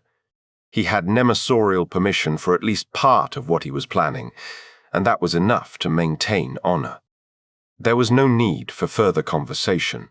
Terminating the connection, he pulled his phalanx back from the line and assembled them in a tight circle around him. "Brothers," he began with some uncertainty. He had never been a good speechmaker. That was Zandrek's territory, and it was hard to know what to say when you did not know what your audience could even understand. But he had to say something. "You have served long, and you have served well. You have done all your lords have ever asked of you, and so you have lived well. You must know, what happens now will likely mean your death. But in death, you will be commended, and you will at last find rest. I suspect, even if you do not fully comprehend why, that rest is what you desire. So come, and find it with me." The circle of grim metal faces nodded, and to Oberon's surprise, he saw none of the usual bafflement in the posture of his soldiers. On some level, they understood. Oberon nodded back, but before he raised his voice to address the troops at large, he found he had one more thing to say. "Neeb, make sure to stay by me." "Yes," said Neeb. Turning from his Lichguard, Oberon addressed the whole of the Legion before the gates. "On the mark of my translation, begin the advance into the tomb. Do not stop until my signal comes, or if it does not, until the last warrior falls." This was, admittedly, something of a reach from the permission he had been given. But if he lived to face the consequences, it would not matter. Activating his mantle in a ripple of black energy that swallowed the Lichguard around him, Oberon translated forwards into the throat of the monster. Oberon's youth had been very different from Zandrek's. In a sandy yard under a baking sun, along with thousands of other soldiers, He had been trained by a bastard, whose rod was as hard as his heart, and who would sooner see his charges dead than idle, unlike the nobility who came into the world knowing the debt of respect the rest of the Necrontier owed them. The soldiery were born nameless. Any identity they hoped to gain, they had to fight for. For the nobles, equal to their subjects only in the savage brevity of their existence, the purpose of life had been to prepare for its end, to put everything into carving out a legacy, so their descendants might at least know them by the size of their tombs. Soldiers, by contrast, knew the best they could expect was a shallow hole in the desert, and perhaps a mention in someone else's marching song. For those of Oberon's standing, life had been about living, and for a soldier, to live well was to become a flawless instrument of another's will. Death was inevitable, and not to be feared. But life was still something to be spent as dearly as possible. Attaining glory was the easiest thing in the world. His bastard drill master had always said, "You just had to keep fighting." And the trick was simply not to die. Oberon found himself in clanking darkness, with his phalanx around him, at the heart of a nightmare. Beyond the shoulders of the Lich Guard, a sea of baleful red oculars sprawled in every direction, 1,000 mindless faces, turning blindly towards the intruders. Immediately, the blades of the phalanx were alight, and hacking into the thickets of rusty limbs around them, each strike calculated to maim as many bodies as possible. They were quicker by far than the spirit of the tomb, but against such appalling numbers, even they would not last long. They did not need to. Their lives would be spent giving Oberon the briefest, but the most vital, of head starts. As the mass of rusted warriors pressed in and the slaughter began, Oberon left a final message of good luck, an old soldier's blessing, in the minds of the Lich Guard. They might not recognize the meaning of it, but they were owed it anyway. They would have to do what came next, with what remained of their own minds, as he could not carry the bandwidth, orienting himself towards the depths of the tomb. Oberon slowed his chromosense to the limits of his capacity, and brought online a battery of arcane senses, including a potent divination algorithm that would offer him a degree of foresight. With his mind alight like this, he could fight like a god. Each second, crawling past in real time, would sear away his memories, his habits, and even what remained of his personality, until he was whittled down to the emptiness of the ghouls all around him. But what was the point of hoarding himself? Oberon wondered. What was it to be Necrontier, if not to spend what cruel measure of time you had been allotted? Then he stopped thinking, because even in this deep layer of time, it was a waste of the precious moments his old friends had bought him. Oberon exploded into motion, vaulting over Neeb's shoulder just as the first bayonets plunged glacially into his breast, and the momentum carried him deep into the crowd. As he landed, he swung his scythe with immortal precision and cut down a dozen, severed before the first limbs had time to hit the floor. His blade was a ribbon of light, every movement optimal beyond the dreams of mortal swordsmen, and he moved through Doart's horde as if he were waving away cobwebs, wading further into the press. It was a constant temptation to lose himself in the precision of his scythe, to give in to the whispered promise of ecstasy, and let the subjective hours fly past, until time swallowed him whole. But the thought of Xandrek's despair anchored him. From the time he had spent alone on Gidrim as the tomb, there had ground to life, Oberon knew well, the protocols by which an autonomous spirit commanded its warriors. After taking inventory of its assets on awakening, it would have assigned a degree of decision-making capacity to a single unit in each region, and slaved every lower-ranking asset to the executive function of that command node. If Oberon could get deep enough to find the local node and extinguish it, the warriors in the region would fall into complete disarray. The chaos would only last long enough for the spirit to identify a new, nodal command point.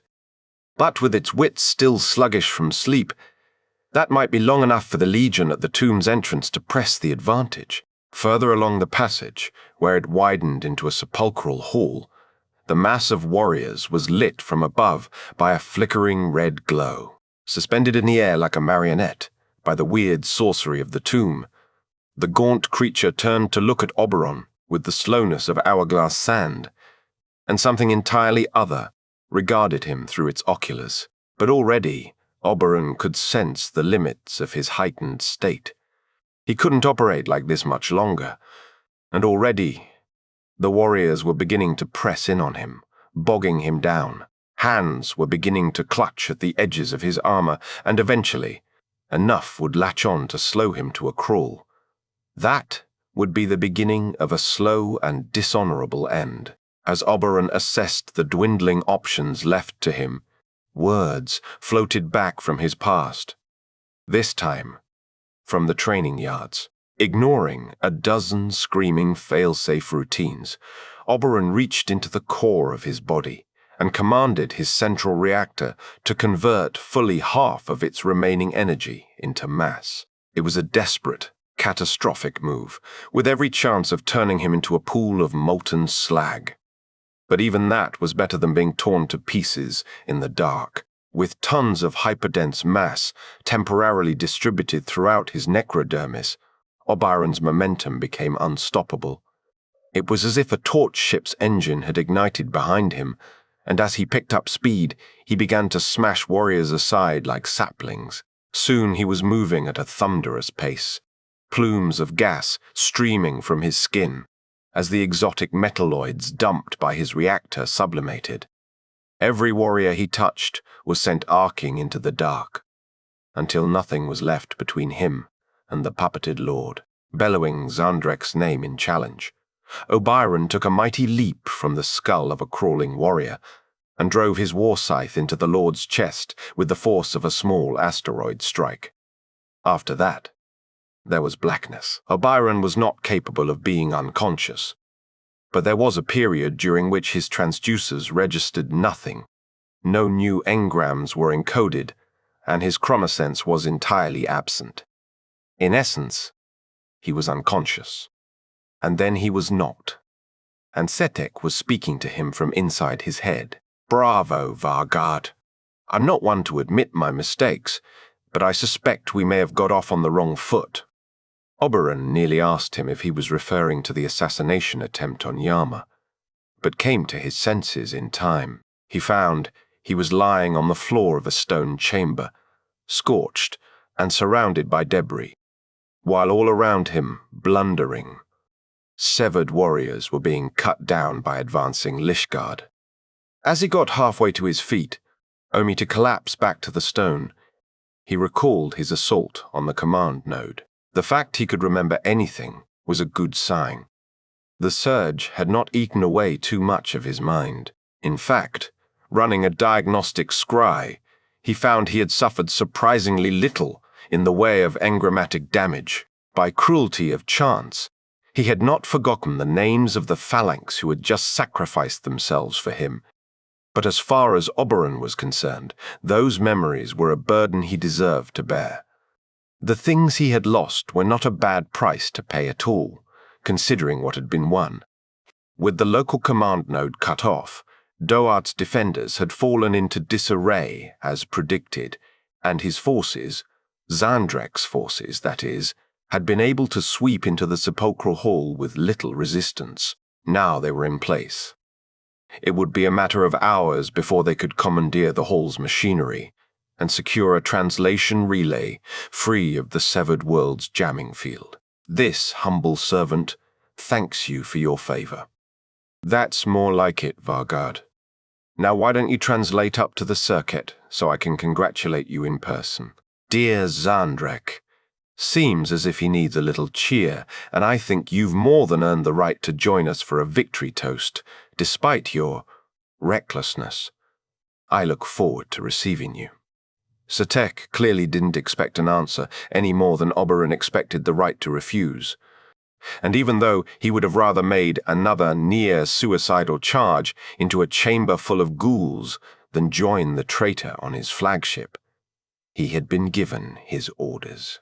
And so, after making sure the sepulchral hall was secured, and seeing to it that the cryptex had the jamming field suppressed, he prepared to return to orbit, even as he had fought through it, some minute sliver of his con. Of course, the tombs of his people were always covered in writing. Reams upon reams of ritual funerary texts would always surround the stasis chamber of even minor lords. And that was all here, as he would expect. But just as he had seen in the instant before the tomb's gates had been destroyed, there was a second layer of inscriptions carved on the top, meandering over the older text in an unbroken stream of gibberish. It was a deeply unnerving detail, in a place that already filled him with unease. Nevertheless, he had better things to do than ponder the relics of a mad world. The sooner he got this visit over with, the sooner he could get back to the business of the war, and the sooner they could leave. And so, as the translation energies wrapped around his body, he put the carvings out of his thoughts. It was dressed for a feast, with a huge crescent-shaped table set, draped in the blue and cream of Setek's dynasty, and walls aglow with the sapphire glyphs of his household. But although the table could have seated 70 lords, it had only 2 occupants, Setek and a haggard-looking Zandrek opposite him. Sata and Sata were coiled together on the dais, the table surrounded, antennae waving lazily as Oberon approached. He wanted nothing more than to go straight to his master, but none of the things he needed to say to him could be spoken in front of that bone-colored serpent, Setek, and his pets. He and Zandrek could be no more separated, while still in the same room, asked Zandrek in a hollow voice, making a dismal attempt at faking his usual high spirits. "Well enough, my Nemesaur," answered Oberon, telling half the truth, for while they could at least now translate troops in and out of their newly won sanctum, making their numbers far harder to exhaust, the odds arrayed against them remained staggering. Doart's surface was lighting up with new threat points, with 13 tomb gates now open and spilling warriors onto the dunes. And while the invasion force had collapsed, the entrance behind them, when they went underground, it would not be long before it was dug out again by the rusted horde, putting them under attack from all sides. We would certainly be faring more poorly were it not for our brave Vargard here. Is that not so? Setek actually clapped him on the back at this, and only Oberon's core-deep fatigue prevented him shuddering. "I am reminded now why you were awarded the Order of the Tombfly 7 times over, Vargard. And while I don't recall giving you permission to advance the whole Legion in your Nemesaur's stead, I'm sure it was just a matter of crossed wires. As you yourself said, there were terrible signal problems. And while I shall leave the matter of your punishment with Brother Zandrek, as I see the matter, there is much room for leniency." He turned to Zandrek. Then, with what Oberon could have sworn was a smirk, "What say you, brother?" Zandrek deflated further at this news. This was clearly the first he had heard of Oberon's decision to move forward the troops, and it would look like nothing less than a usurping of his command in his moment of weakness. And worse, now he thought back on that moment of madness, Oberon could not fully convince himself it had not been. No punishment," said Zandrek in a near whisper. "On the contrary, 3 cheers for Oberon. Hurrah!" The rest of the occasion somehow made Zandrek's feasts with his nobles back on Gidrim look merry in comparison. Oberon's master barely touched his empty chalice, which Setek had made a big show of gifting him to replace his shattered vessel, and said perhaps 1 word for every 5 of the other Nemesaurs. Still, in all of Setek's speech-making, Oberon at least had the opportunity to learn something of the Pale Lord's recent history, or rather, those parts of it he wanted the Vargard and his master to hear. Setek was a privateer of sorts, working as the Stormlord's concealed asset in the dark gulf of the Mao Du, in exchange for freedom to operate. And as penance for sins he did not choose to elaborate on, he had agreed to sacrifice his tomb world and have it marked as lost to a supernova during the Great Sleep. Since then, his small dynasty had been nomadic, based entirely aboard his fleet, and charged with furthering Sortek interests among the Ghoul stars. Largely, this meant pruning back the horror of the Drazak Bone Kingdom, and stopping Valgal's vile reach from extending too far into the eastern fringe. But he was also an explorer of a kind, tasked with looking into places which had been dark since the War in Heaven, and, where possible, stripping them of useful assets. This was how Setek had come upon the eldritch cloaking technology his fleet and troops now moved under, and how, just recently, he had found Doart. "You can imagine my thoughts, brother," said Setek, pretending to chew on a hunk of meat. "I was taken aback, to say the least. A whole crown world, lost somehow to wild sorcery, and its people replaced with mindless automata. Naturally, there was only one Necrontyr I knew who was up to the task, and so I begged Imatek to send for Zandrek." "You are most kind, brother," Zandrek acknowledged, looking like the flattery had slid off him like rain, and could find nothing more to say. Soon after that, Setek suggested the old Nemesaur must be tired, and insisted he translate back to the Horaktes to rest.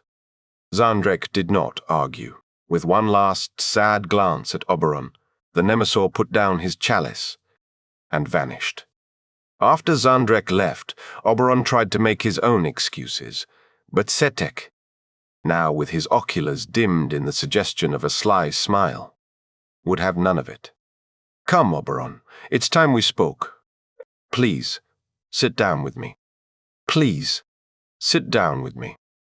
It was the first time Setek had ever called Oberon by his name, and the first time he had ever heard him say, "please," even to another noble. But if it was meant to ingratiate him to Setek, the gambit was poorly judged. "Lord Nemesaur, I am but a soldier. It is not my place to refuse an invitation from a lord of my rank." "Vargard," snapped Setek. "Now sit." Oberon sat. "As I implied before, I think maybe we have not conducted our relationship on the most mutually beneficial terms, neither now nor in the past. In fact, perhaps I've misjudged you entirely. It's clear you made a fine job of leading from the front back there." "I was not leading, Lord Nemesaur, merely holding the reins while your master was indisposed." Yes, Oberon. I know how this story goes. You're a loyal creature, a soldier through and through, never dreamed of power, and so on. But here's what I can't fathom. How is it that such a capable leader as yourself hasn't taken hold of the reins long before now? Let's be realistic. It's not as if you'd even have to do anything. Simply do nothing for as little as an afternoon, and there'd be enough knives in Zandrek's back to forge a monolith from. Oberon stiffened in the seat, not quite believing the evidence of his auditory transducers. "My Lord Nemesaur, you can't be suggesting." "I can suggest what I damn well please, but since the implication is not to your taste, let's not dance around it. You should be leading the sons of Gidrim, a soldier who became a general. And when he woke amidst the chaos of Mandragora, he became a pharaon." Oberon floundered a moment before finding his words. "You have told me often enough to know my place, Lord Setek. These are wild days, Vargard, and they grow wilder still. Who's to say what's ours for the taking? Codes of honor written for a dead race. Lords grown too weak for their thrones. No, my friend, no one can determine our fate now, save our very selves." Silence hung above the table like a sword, before being broken by the soft click of Seepa's claws, or Satar's, as one of the beasts slunk into the shadows. I have no wish for power, said Oberon at last, reiterating his most basic truth, in the hope it would steer him away from this black hole. No, not for yourself, perhaps. But surely you'd wish to see the rule of the dynasties restored, and you really think that's best achieved under Zandrech? Oberon could not bring himself to answer honestly, so he sat silent and let Setech continue unanswered. Let me put it this way. Do you truly think we are here to exterminate the severed one by one? Still, as the scale of the former Crown World's opposition had become apparent, Oberon had come to foster serious doubts about what they were expecting to achieve here. No, Vargard. We're not here on some sort of pest control detail. Certainly, if we achieve our objective, we'll extinguish Doart's threat, but we won't do it by waiting for every warrior to walk into our guns, and it lies in the same sanctum as the cores which house the spirit of this world. Our campaign must be a fast one, to move down through this world and breach that sanctum, before enough of the tomb is woken that we are overwhelmed. To achieve such a feat will require not only our combined might, but also leadership, untainted by either doubt or madness. He is too gentle a soul for this new galaxy. You must act out of mercy, if nothing else. Fury blazed like sheet lightning across his engrams, and he had to stop himself smashing a fist through the Nemesor's table. I have nothing but loyalty for Zandrech. Loyalty, Oberon, or love. Because if you think it's the latter, you're as deluded as your master. Biotransference. Cut away our ability to love if ever we possessed it. There is no such thing. Lost for words, Oberon wondered if the best answer he could offer would be the blade of his war scythe. But in truth, so soon after the fight in the sepulchral hall, he wasn't certain he could prevail. Not with the Scolopendra beasts so close at hand, and with the arsenal of tricks Setech had no doubt picked up during his long pillaging of the Murt. And besides, he couldn't be sure the Nemesor was wrong. So he opted, for the first time in 60 million years of fighting, to flee. The hour grows late, my lord Nemesor, he growled, forcing the honorifics into the sickly, perfumed air of the feasting chamber. With your leave, I would continue to prosecute this war. So go, Oberon, by all means. Go and lead. Someone needs to raise the Sortek banner alongside me, and when you come to realize what shall be necessary if we are to reach the treasures at the heart of this world, I believe I've made your course of action very clear. Before heading back to the Stygian turmoil of the front, Oberon translated to the Heractes to check on his master, in the hope that his demeanor during the feast had all been a cunning feint, that somehow the Nemesor would have brushed aside the trauma of staring into Doarch Nightmare Mirror and would be his old self again. Instead, he found Zandrech in the dome of dust and bare branches which had once been his pleasure garden, hunched over an ancient desk. It seemed he had been attempting to write poetry again, and while the Nemesor's verse was hideous at the best of times, not that a Byron was any real judge, this time it looked as if he had lost his capacity for words altogether. As the Vargard walked softly to stand beside his master, he retrieved a sheaf of crumpled parchment from the floor and unfurled it to find the page covered in wild, scrawling gibberish. Was this Zandrech's psyche finally collapsing in on itself, like the last embers of a dying star? When those tomb gates had been cracked open to reveal the horror within, had Zandrech broken too, as he had understood the full scale of what the Necrontyre had damned themselves to? Zandrech had been old by the time biotransference had come, but through all the gulf of time since, Oberon had continued to see him as the brash, youthful spirit he had first met on Yama. Now, though, he appeared truly ancient, a ruin as worn as the obelisks on the world below. To see him fallen like this, Oberon could not forgive himself for the years he had spent, wishing Zandrech could see the truth. But the pain of seeing Zandrek with his eyes open was worse than anything Oberon had felt since the Sitam biofurnaces had stripped away his flesh. Oberon stood beside his master for a long time, waiting for him to acknowledge his presence. But all that came from Zandrek was the scratching of his quill. Eventually, after an hour, the Nemesaur spoke, and what he said hit Oberon like a gorse blast. "Who are you?" Oberon returned to the front with thunder in his steps and rage in his core, although he was no longer sure who it was directed at. He threw himself into the fighting the moment he was back, leading his Lich Guard on push after furious push against the tomb's defenders. But no matter how fiercely he drove back the Severed, he could not drive the thoughts from his mind. Perhaps it would be better for the old general to be at rest, rather than tormented by the growing knowledge of his true nature. Perhaps, in its way, the betrayal Setek was suggesting would be the greatest service he could offer, both to his master and to the Sortek throne. Perhaps killing Zandrek was love. For a time, the campaign saw renewed success. In the days following the capture of the first sepulchral hall, the invasion force fought its way 9 leagues underground, cutting through Doart's infested crust like a power blade through flesh. Chamber after chamber was seized, each deeper than the last, and each quickly secured by the Sortek cryptex to act as a translation anchor for the next push. The Severed continued to boil up from the dead world's heart, but the spirit of Doart was too vast, too ponderous, to adapt to the intrusion.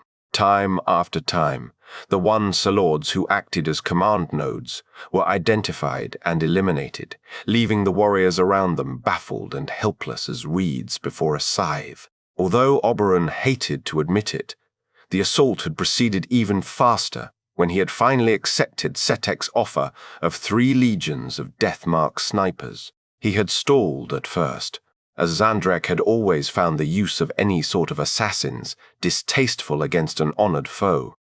But the deeper into the catacombs he fought without his master's guiding voice, the more irrelevant his Nemesaur's habitual scruples became. They might as well have been just another damaged engram, blackened by the fire of his exertions. The truth was, Doart's cavernous spaces and the command node's habit of hovering above their legions offered a perfect tactical environment for snipers. The silent warriors with their single sapphire eyes could snuff out the puppeted nobles from dozens of ket away, allowing the infantry to advance with little or no resistance. Oberon was always at the front, hacking down, severed by the 100, but the violence did nothing to quench either his fury or the deep misery beneath the veneer of his wrath. By the time they breached Doart's long, cool asthenosphere, the process of conquest had become so efficient that the expedition's vanguard was almost perpetually on the march, pausing only briefly to secure each new vault before moving on. Sometimes they came upon whole decurions of unwoken Severed, heads slumped in their sleep caskets, and the Sortek scarabs fell on them to harvest their matter. Frequently, as Oberon waited in the sepulchral chambers to marshal a new assault, he would look up and see, once again, those strange scrawlings carved over the wall, friezes, and no matter how long he stared at them, he tried not to, but they always drew his eye. They remained incomprehensible, somewhere between mathematical notation and nonsense verse. The carvings made him think of Setek's words about secrets and treasure, and he wondered often what madness they were fighting their way to the heart of. But he did not let his attention linger. It was not his job to understand the ultimate goal of their campaign, or to ponder the mysteries of this world. He was here to defeat it. Why invite the agony of thought when there was fighting to be done? Eventually, the advance began to slow. Like some leaden behemoth growing dimly aware of scavengers at its heels, Doart was becoming angry, and slowly, but relentlessly, it was learn.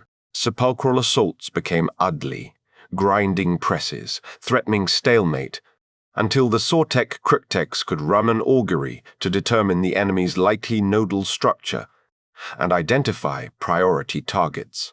The rituals took longer and longer as the spirit introduced greater variation in its command patterns, and the fights grew fiercer. And as they moved further down through the tombs, the enemy's numbers seemed to increase exponentially. Oberon was no stranger to hordes.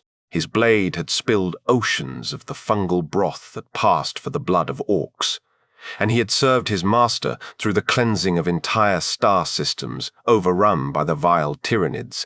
Zandrek had thought they were a series of increasingly large hounds. Hordes of his own people, however, were a different matter. And despite the anathema of their condition, that is what the Severed were. Even degraded by time and ill maintenance, they were clad in the same self-repairing necrodermis as the Sortek warriors, and possessed of the same grim resilience. One-on-one, they were little match for even the poorest of Oberon's warriors. But the invasion force would be lucky to see that sort of ratio again, this deep in the world. On the 20th day of the campaign, the advance had ground to a halt altogether. Momentum had stalled in an enormous cavern, split by a fissure of terrible depth, and crossed only by 3 slim bridges.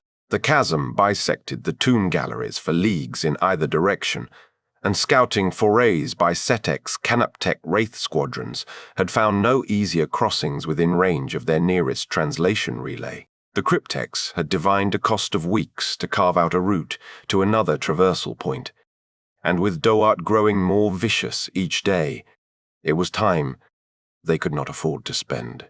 Zandrek would have had a plan. But Zandrek was not talking anymore, and while his silence endured, Oberon's options as his regent were slim, even if he had possessed the strategic genius to think around the problem. And he knew he did not.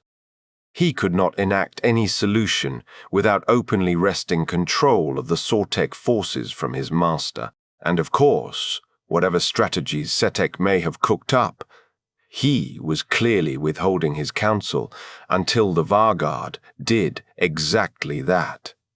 If that was the case, Oberon insisted to himself, the pale Nemesaur would be sorely disappointed, because while there was still an enemy before him and a blade in his hand, Oberon could avoid the decision. And so, with only one option left, Oberon had elected to fight at the crossing point. It was not going well. The numbers massing on the enemy's side of the chasm were unfathomable, and it was taking everything they had just to hold them back. Artillery platforms had collapsed. Statuary across 2 of the 3 bridges, funneling the unthinking mass of the enemy across the central crossing, but the Severed kept coming, in waves thick and slow as flowing mud. The press on the bridge was so thick that warriors constantly spilled from its edge and into the depths, but their numbers were inexhaustible.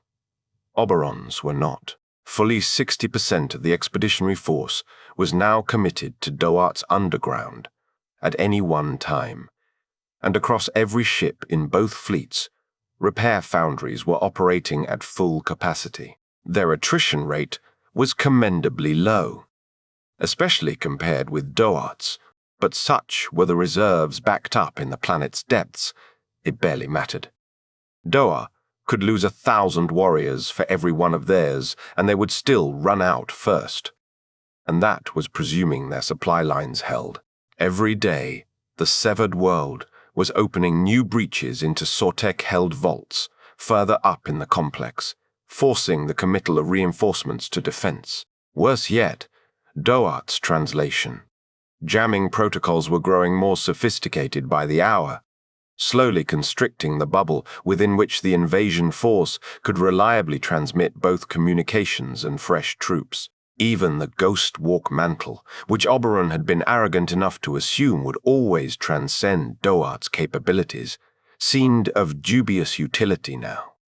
This nightmare of logistics and sorcery was not Oberon's domain. Whatever Setek might have wanted him to be, he had never been the mastermind behind Gidrim's successes, merely the muscle which kept it safe, and without Zandrek to show him the way forwards, no matter how maddeningly obtuse the route might often be, All he could do was keep flailing at the dark. "Lichguard, advance!" For Gidrim. For the Nemesaur. These 7 words were the only ones Abiron had spoken aloud for days, yet he had bellowed them so often that they had lost nearly all meaning to him. They were not even necessary. He could signal the advance with the same subconscious ease as moving his own feet forward. But still he cried them out since, thin as they were the only illusion of companionship he had left. The Lichguard advanced, for the 116th time, into the madness of the bridge. For 3 Ket to either side of them, the invaders. Side of the fissure was alight with green gorse fire, answered by a storm of red from the opposing side. The metal surface of the bridge glowed dull carmine beneath their feet, hot enough to have blackened mortal flesh. It was now 6 days into the Battle of the Chasm, and the energy released by the hundreds of millions of gorse shots fired had heated the cavern to infernal temperatures. The rock itself glowed, as if the spirit of Doart, blazing red in the oculars of the Severed, had swollen to possess the entire battlefield. And the front line had still not moved. Dozens of times, Oberon had led his vanguard to the opposite side of the bridge, only to be beaten back before the toehold could be secured. The battle had boiled down into a maddening, endless fugue, and Oberon swore his chronosense was beginning to break down entirely. Although he had no need of sleep, he would usually spend a few hours each day cycling parts of his mind through shutdown in order to maintain its efficiency. But there had not been a moment for rest since they had entered the cavern, and as a consequence, he was plagued by memory leaks. "Lichguard, advance," he commanded again, as he crashed bodily into the front rank of the Severed, driving a wedge through the crowd and sending warriors tumbling into the abyss on either side. "For the Nemesaur." His words faltered at the end of the command, vocal routines flooding with trash, glyphs as his mind suffered a brief feedback cascade. But the seizure was only brief, and besides, the sound had been drowned entirely by the fury of the clash. The time had long passed where there was any point in form or finesse. He laid into the ranks of the Severed like a pit fighter, smashing warriors to the ground with his shoulders and sweeping them aside with the haft of his scythe. He hammered away with his blade, jamming it into faceplates and puncturing ribwork, advancing cubit by cubit along the bridge through the vented reactor gas of his foes. His Lichguard advanced behind him, a wall of blades, hacking apart the Severed left, reeling in his wake. But every time they charged the bridge, they made slower progress. Much of Doart's force was still made up of common warriors, and indeed many of them were now on their 3rd or 4th trip to the front, missing limbs and leaking fluid from poorly mended wounds. But there were plenty of fresh bodies alongside them, and they were joined by more powerful reinforcements. Somewhere around the 60th assault, Oberon had begun to encounter the occasional phalanx of immortals among the press, and by now, the bulkier shock troops made up fully 1/3 of the opposition. They were just as sluggish and mindless as their brethren, but they took fractionally longer to cut down, and in a conflict of attrition on this scale, even the smallest alteration of the odds threatened to tip the scales of battle against them. As Oberon reached the center of the bridge's span, a stack of glyph pings materialized in the corner of his vision, begging his attention. But he paid them little heed. No doubt, they would be another glut of status reports from the cryptex at the relay vault, offering him more bad news he could do nothing about. Since the advance had stalled, there had been little to celebrate.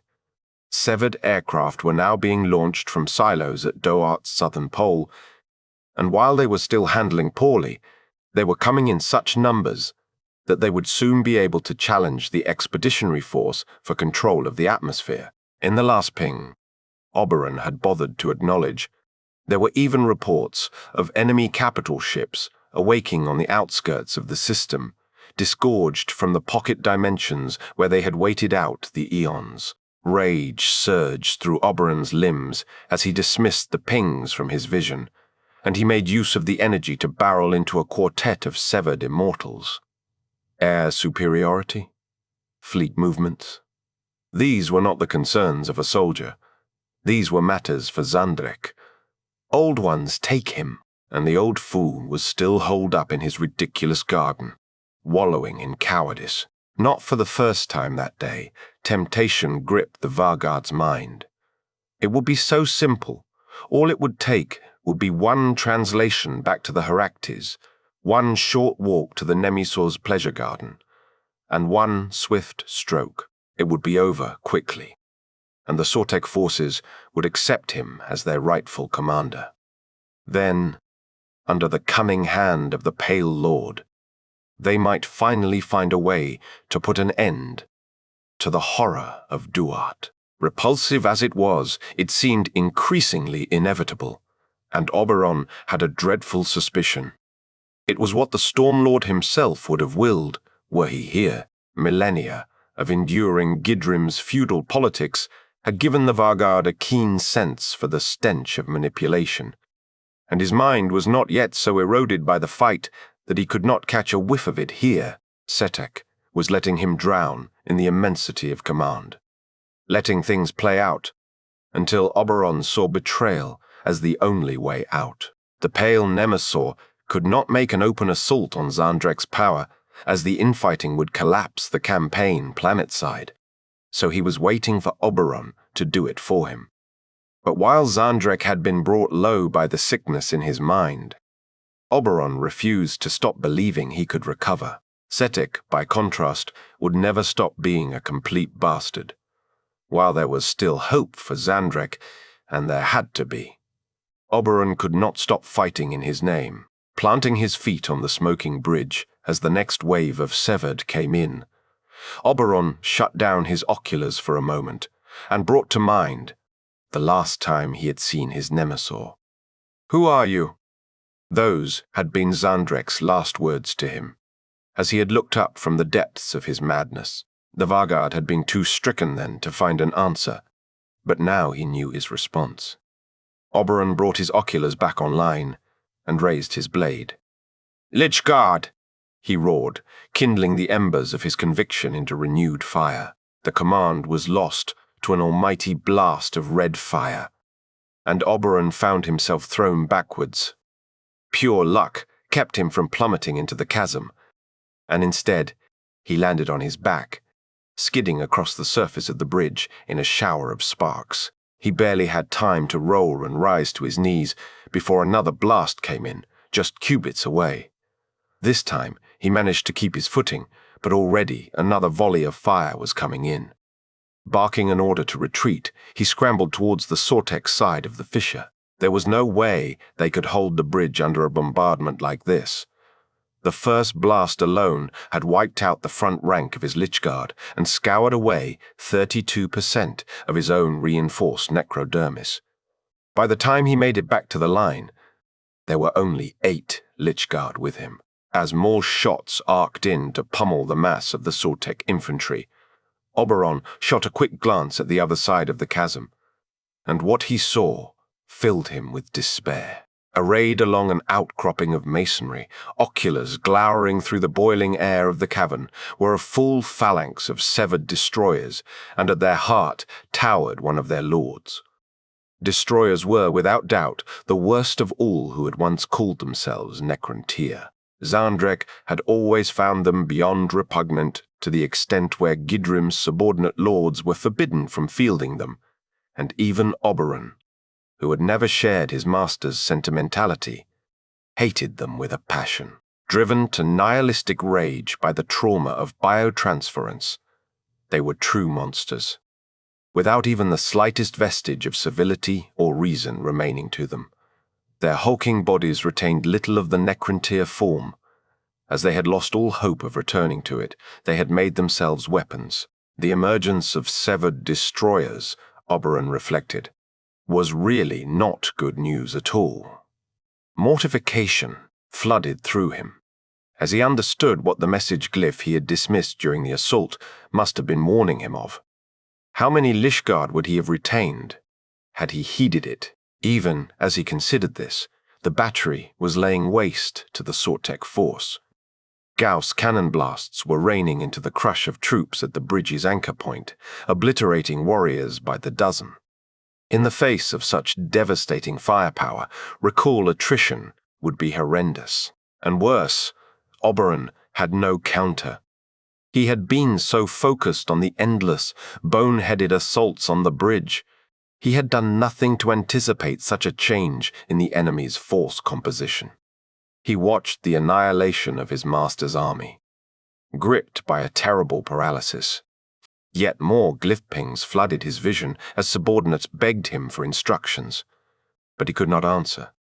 Finally, he had reached a problem he could not solve by trudging forwards with his scythe, and he felt shame burn through him. He did not know what to do. Oberon dragged his chronosense down, slowing his perception to the point where the destroyer's Gauss rounds seemed to drift across the gulf like clouds of flame. But he could not stop time. He could only hide in it, fleeing from millisecond to millisecond as they were seared away beneath him. It was like mortality, in a way. Although he had never feared death half so much as he had feared failure. Finally, after subjective hours had passed, he resolved himself to call on Setek for help. Much as it would disgrace him, it was surely preferable to watching any more of his comrades vanish in clouds of raging ions. But then, as a nimbus of ice-blue light blazed into existence at the apex of the bridge's span, he realized he would be spared the indignity. Even down in the dregs of creeping time, it was fast. One moment. There was nothing on the bridge. And then there stood Setek, cloak shimmering with the energies of translation, with his canoptek hunting beasts at his side. As Oberon released his chronosense, the Nemesaur planted his staff on the bridge with a crackle of blue lightning and thrust the palm of his left hand towards the severed, radiating lordly defiance. With a sound like a leaden bell being struck, a shockwave raced from his palm, knocking rows of the severed from their feet down the length of the cavern. Even the destroyers were staggered, rocking backwards on their repulsor platforms before the force of the blast. Oberon had never seen such a thing. But then who knew what ancient treasures Setek had found in the depths of the moot? For the briefest instant following the shockwave, the cavern seemed silent, before Setek filled it with an echoing cry of command. Sepa! Sata! Cast off! Rearing in delight, the twin constructs emitted a shrill chittering and raced forwards. Almost immediately, they were under a hail of fire from the massed ranks of the severed. But the beasts appeared to shimmer in and out of reality, letting Gauss fire pass harmlessly through them, and dipping in and out of the bridge's matter as if it were water. Like twin missiles spiraling towards a target, the hunters flowed across the chasm's crossing and plunged into the mass of the severed.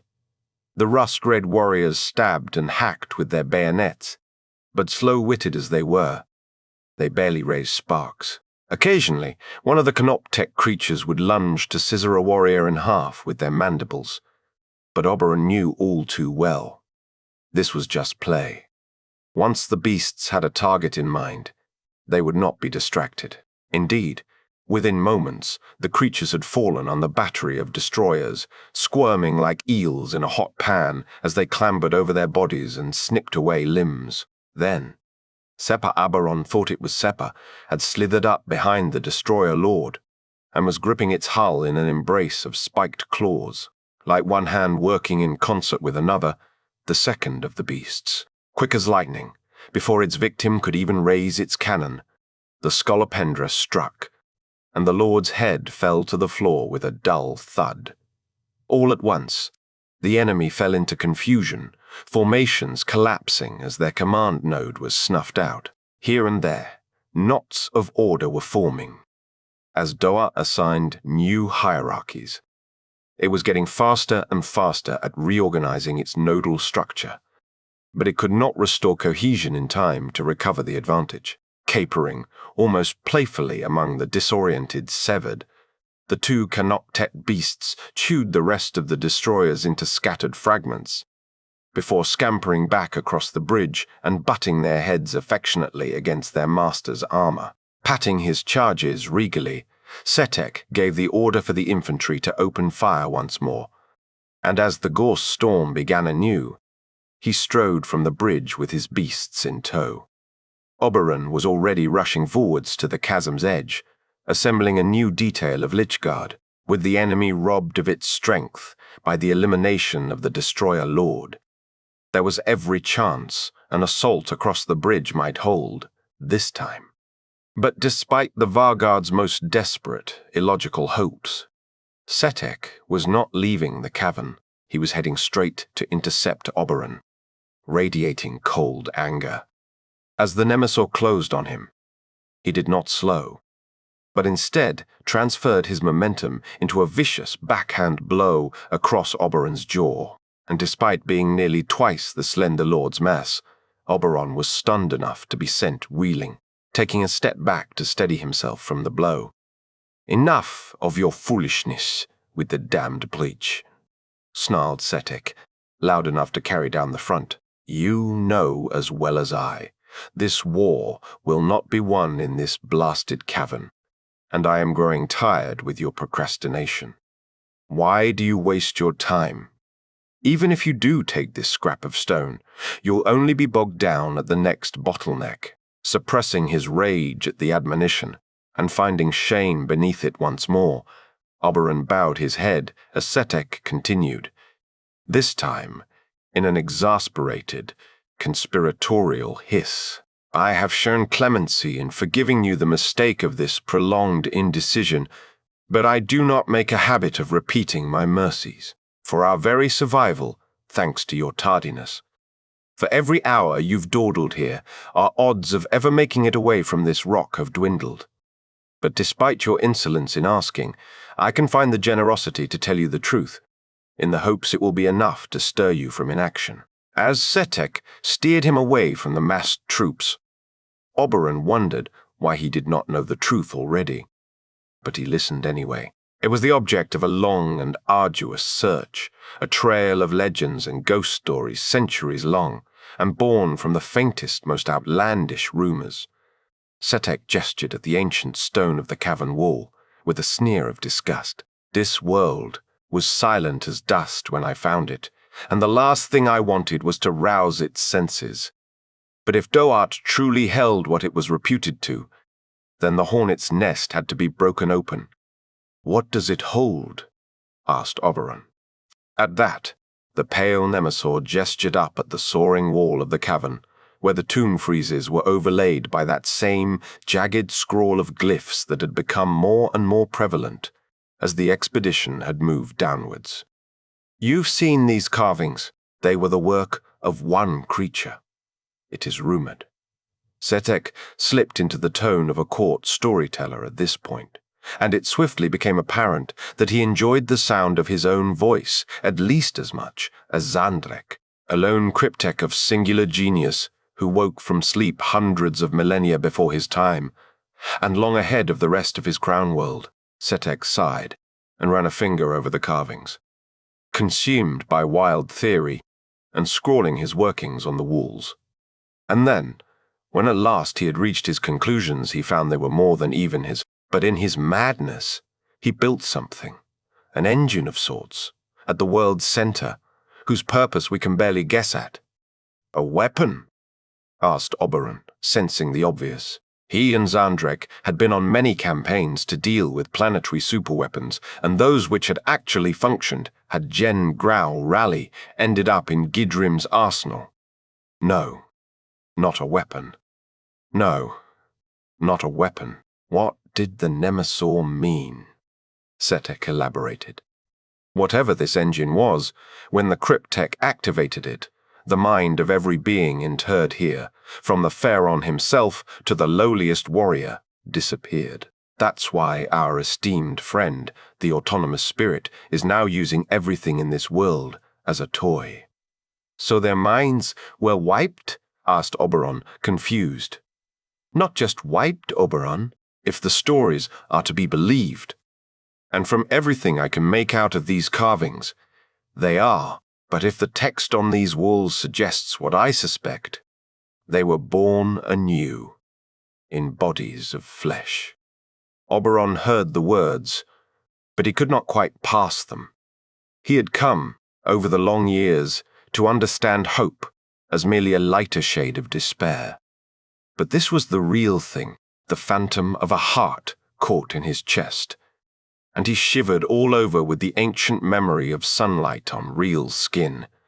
If this was real, it could be the answer to the Necrontier's curse. To think of it was more a relief, even, than thinking on the release of death. It was life. Setek gave him a moment to let the enormity sink in, then carried on. You can perhaps now understand, Vargard, why I realized Doat had to be woken. For how could I know of such a thing, and not seek to bring it to the throne of Imhotep?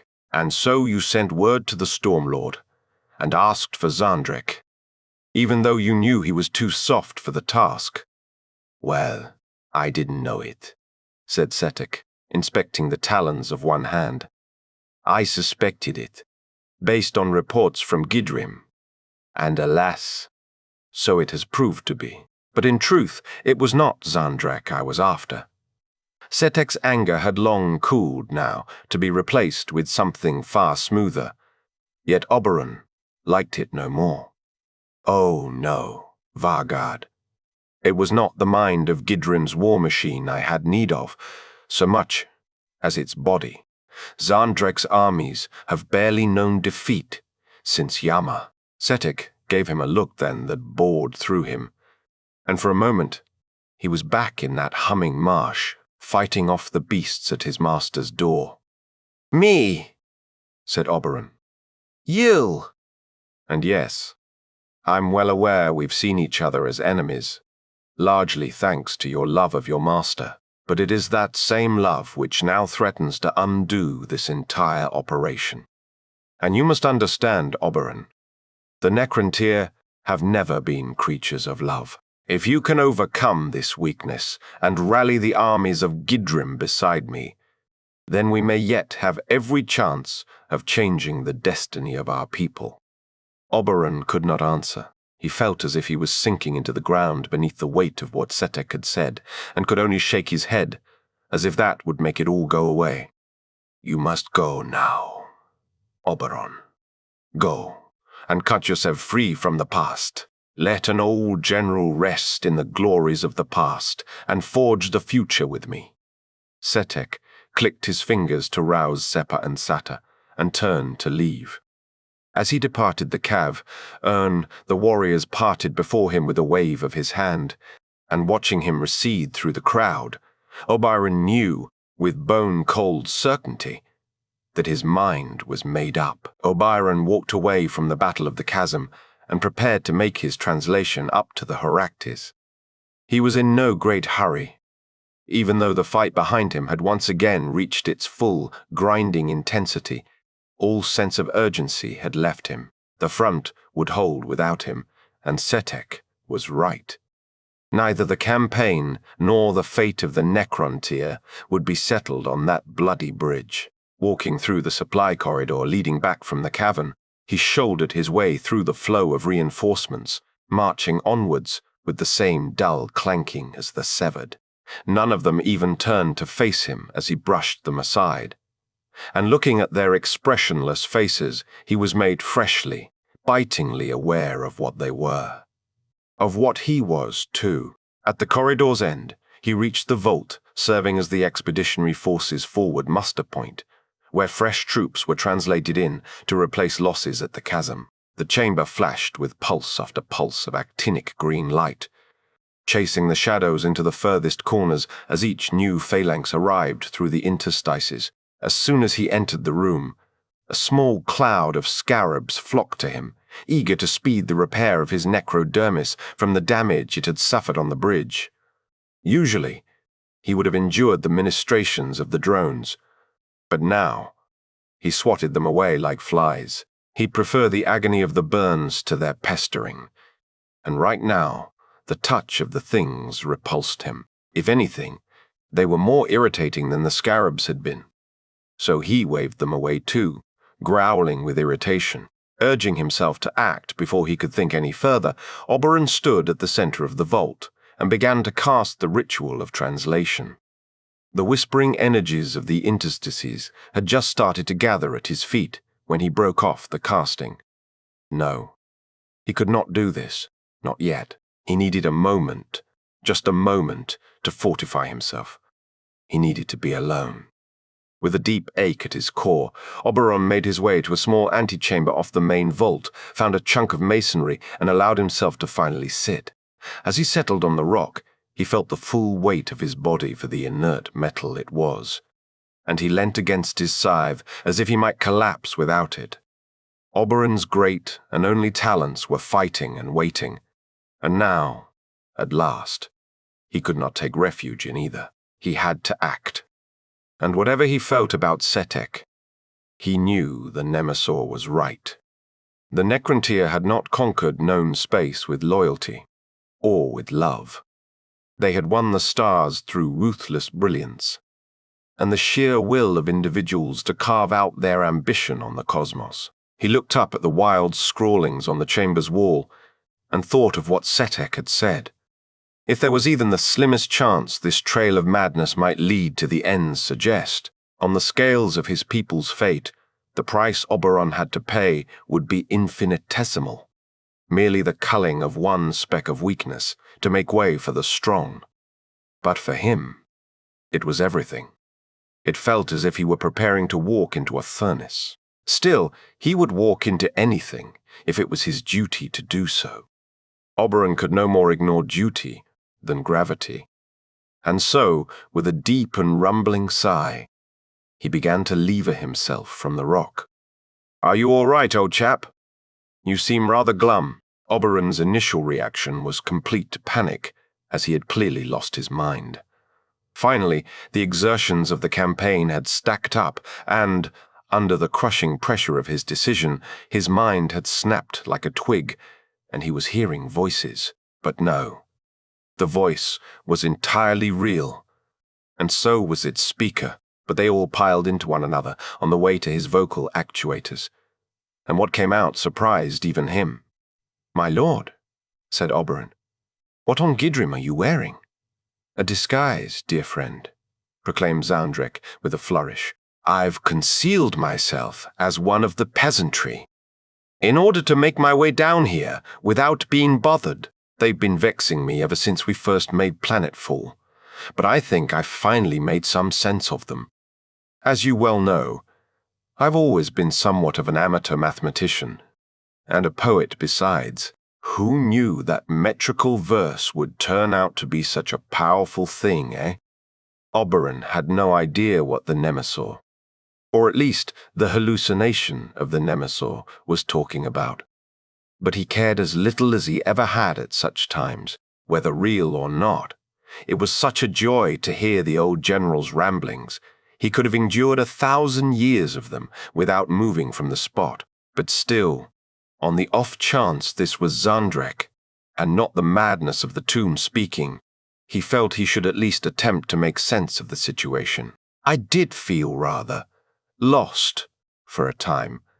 But there's no quandary without a solution, my good fellow, not even the one we found ourselves in. And, do you know, I've got a tremendous hunch that I've found that very solution. I'll explain along the way. Time is short, after all. Oberon's mind was struggling to keep up with the escalating lunacy of the vision. "On the way where, my lord?" "Well, if you're up for it, of course we've got something of an excursion to make." Oberon felt a note of concern then, because to talk to a hallucination was one thing. But he had been around madness enough to know that to start acting on the suggestions of one could be unwise. "I know this sounds a little rash, but I rather need you to take me to the front line. And then, oh blast, there's no point dancing round it. I need you to jump into that big damned hole in the ground with me." Letting the Nemesaur's words echo around his exhausted mind, Oberon found himself less perturbed than he might have been. On the one hand, the suggestion that he should leap into a measureless abyss was exactly the sort of thing a malignant hallucination would suggest.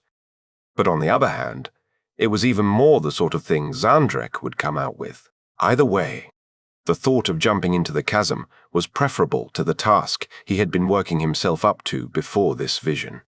The task, which, he now realized darkly, had moved that much closer into his reach. Zandrek was now standing well within his warscythe's striking arc, and its blade would very quickly differentiate reality from fiction. After a long moment of consideration, Oberon reached his conclusion.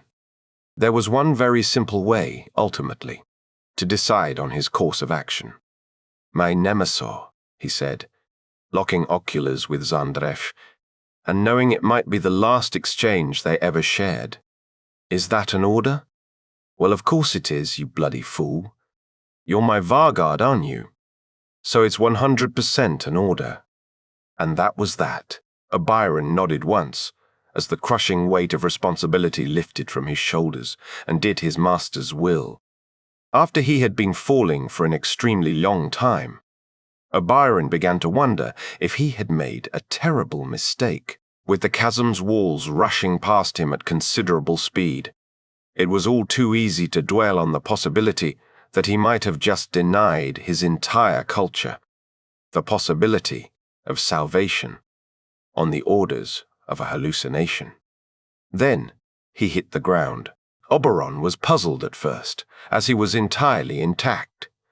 Although his body was more robust than the void-born warships of many lesser species, it was still extremely heavy, and he would have expected at least partial dismemberment after a fall like that. But if anything, his landing seemed as gentle as if he had merely toppled a few cubits, and he had fallen onto a metal surface, which was just as unexpected. He began recalibrating his oculars to adjust to the darkness, but there was no need.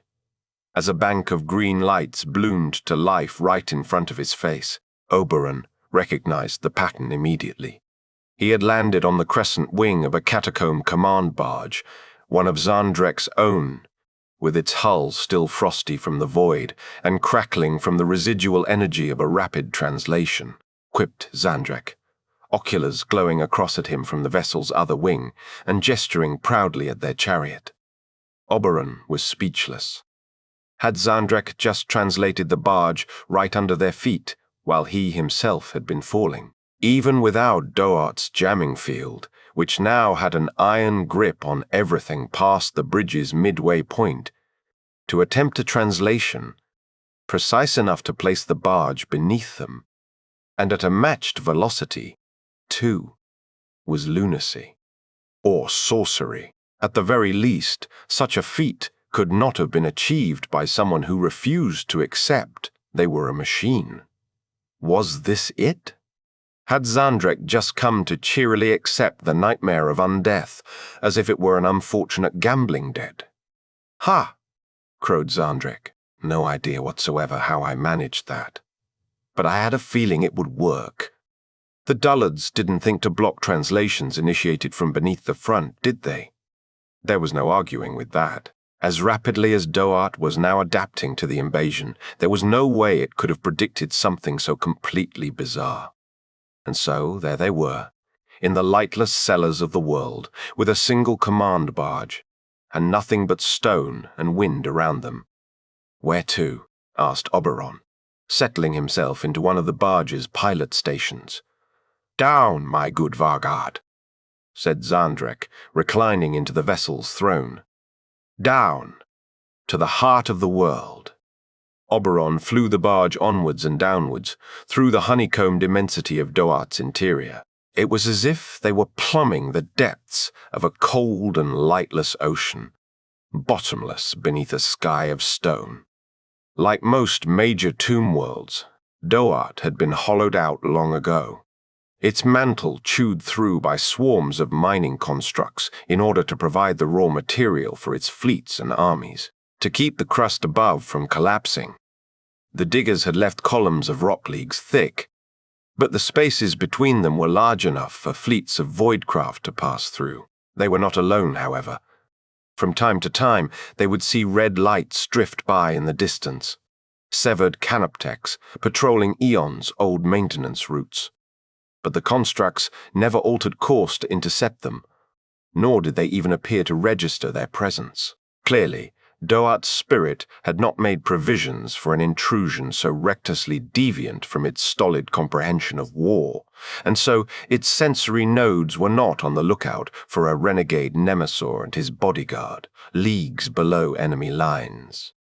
They were, in practical terms, invisible, and so, with nothing to check their progress, they flew on, little more than a rogue data point in a mind whose senses spanned a planet.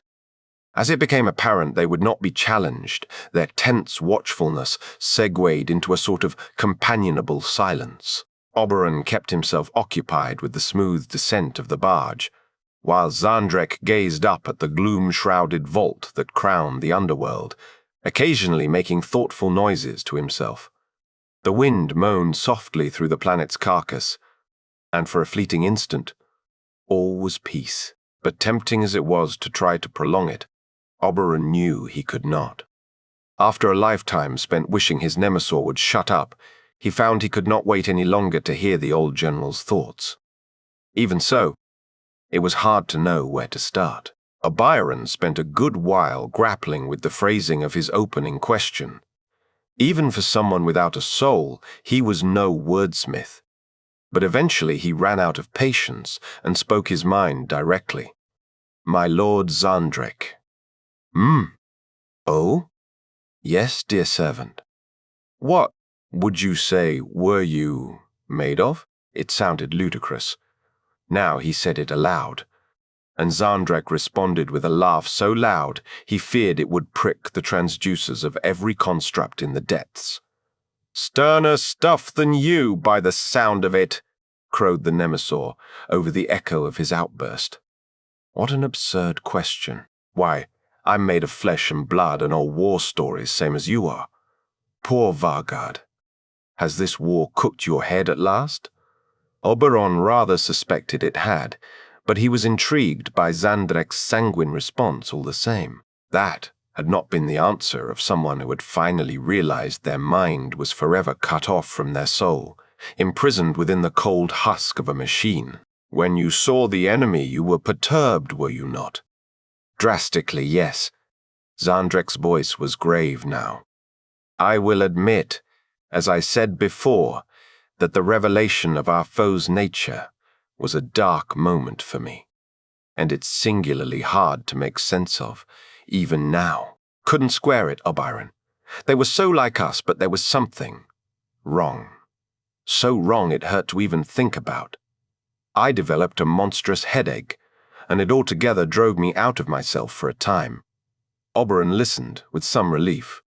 The river of Zandrek's mind, it seemed, had been undammed. I couldn't gauge what these creatures were at all.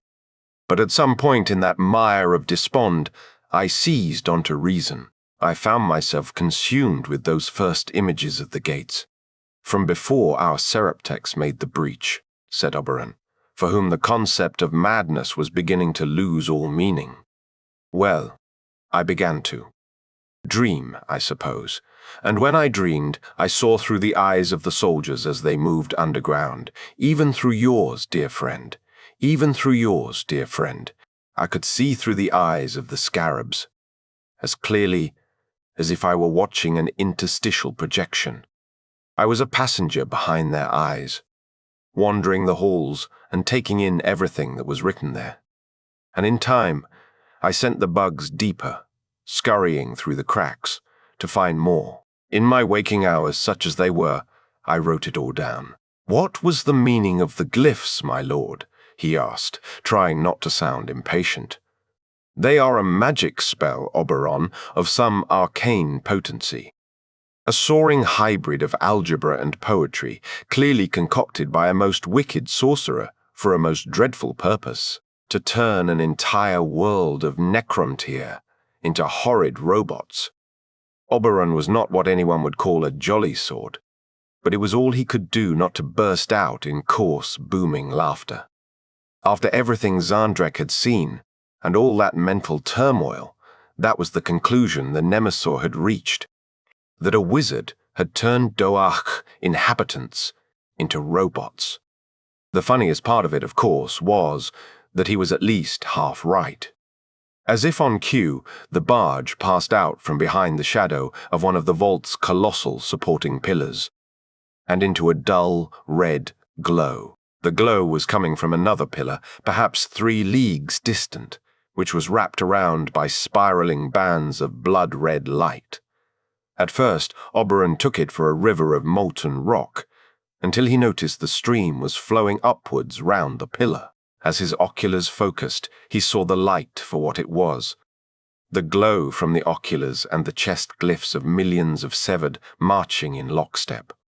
An ocean of rust and dull rage marshalled forth from the pillar's interior, and making its inexorable way up towards the crust.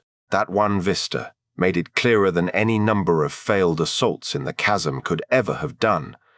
Their invasion had been doomed from the start. There were probably more warriors on their way up that one pillar than there were in the entire expeditionary force. And as Oberon looked further into the distant gloom, he counted 4 other columns alight with the severed. While it was a profound relief to have something like the old Zandrek back, unless he had saved his most incomprehensible brilliance for whatever came next, this was nothing but a moment of levity before the end. At the sight of the enemy's numbers, Oberon felt a pressing need to be reassured that Zandrek did, in fact, have a plan. Before we jumped, my Nemesaur, you said that studying the carvings had given you a solution to the spell. May I ask what it is? I said no such thing, chided Zandrek, wagging a finger. I said I had a hunch. Very different. But don't fret, my servant. It does not become you. I'm sure something will come to me when the time comes. After a long time. So long that Oberon had begun to wonder whether they would ever stop descending. They reached a point where they could go no further. Down here, the pillars of the world spread out into buttressed slopes, like the roots of gargantuan trees, and Doort's thin atmosphere had condensed under such pressure that it was as viscous as water. The Nemesaur's barge cruised over this unreal landscape for a long time, seeking its lowest point, until at last, in a broad valley between the roots of 4 pillars, the rock of the floor began to give way to patches of smooth, unreflective darkness, said Zandrek, as they hovered over the blackstone plain. He was pointing at a raised dais of onyx, ringed in red light. I'll wager that's where we'll make ingress to the sorcerer's lair. Set us down, and let's have at it. Oberon brought the barge to a halt, and, after he had helped his master down from the craft, they walked towards the ring of light. Footsteps clinking in the silence. Now they were closer. Oberon could see the red ring was in fact 3 bands of glyphs rotating counter to each other and fading in and out of brightness.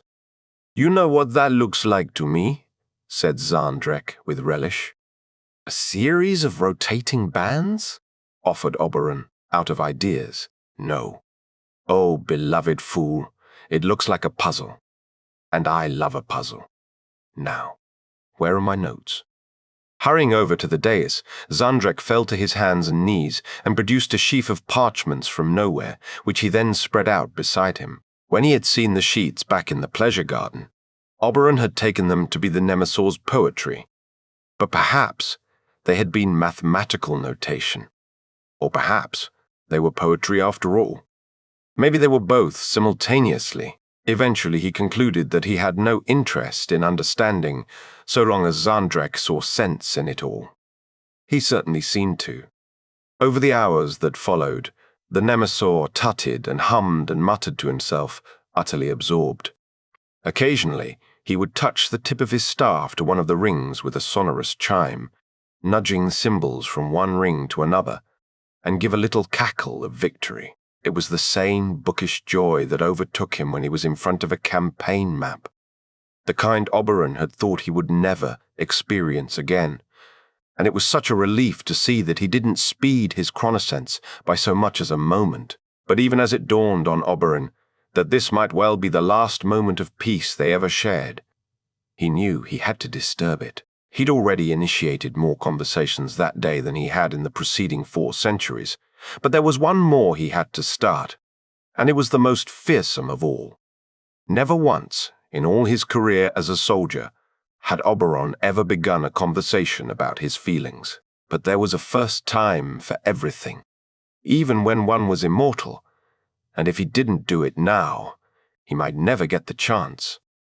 So he went to kneel beside his master, and he spoke. "Zandrek." "That's Nemesor Zandrek to you," said the old general without turning from his work. "But do go on. In the garden, as you worked on these notes, you asked who I was. Did you not recognize me, Lord?" Zandrek sighed in faint exasperation at the disruption, but then turned to Oberon with a look the Vargard could only interpret as remorse. "I recognized you well enough, Oberon, but in that moment, and I'm ashamed to say it now, I doubted you." "Doubted me, my Nemesor?" Oberon felt as if he had sprung a sudden reactor leak, as if his chest were venting gas. Had he displeased his master? I was confused, my loyal Vargard. And I'll admit, I was hurt. I was increasingly sure Setek was planning to move against me, you know. And that had rather shaken me to start with. "But Setek is your brother," protested Oberon, trying to feign conviction. "He might have been once, Oberon. But now, quite honestly, I think he's up to no good. I think he's led us here, so he can take this magic spell for himself. Now I understand it. I fear the worst, that he intends to use it to raise an army of vile machines and move against Lord Imhotep. Warped though Zandrek's understanding might be, he had a point. Now Oberon thought back to his conversations with Setek. He wondered just how truthful the Pale Lord had been in his insistence that he wished to bring Doat's treasure to Imhotep's feet. If he did come to possess the answer to biotransference, or whatever it was that lay beneath them, why would he share it?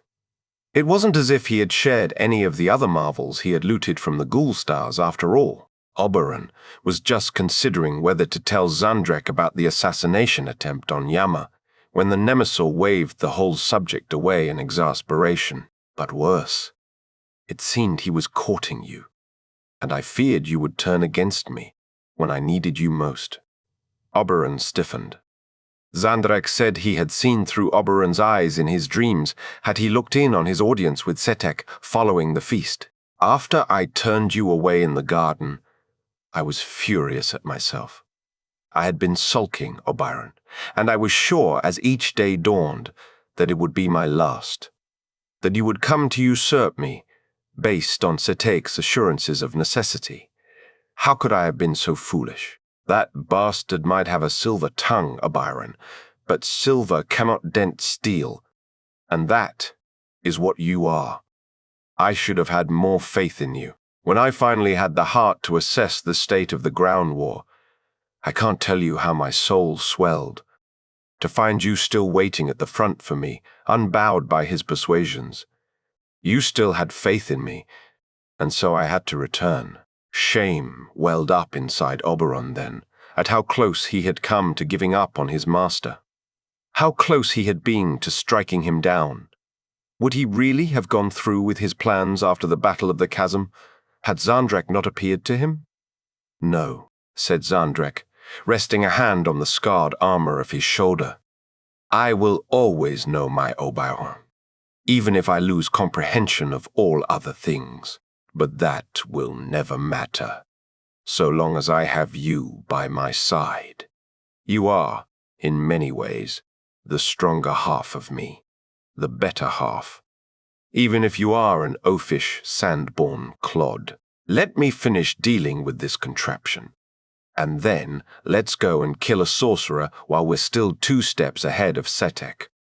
Let me finish dealing with this contraption. Ahead of Setek.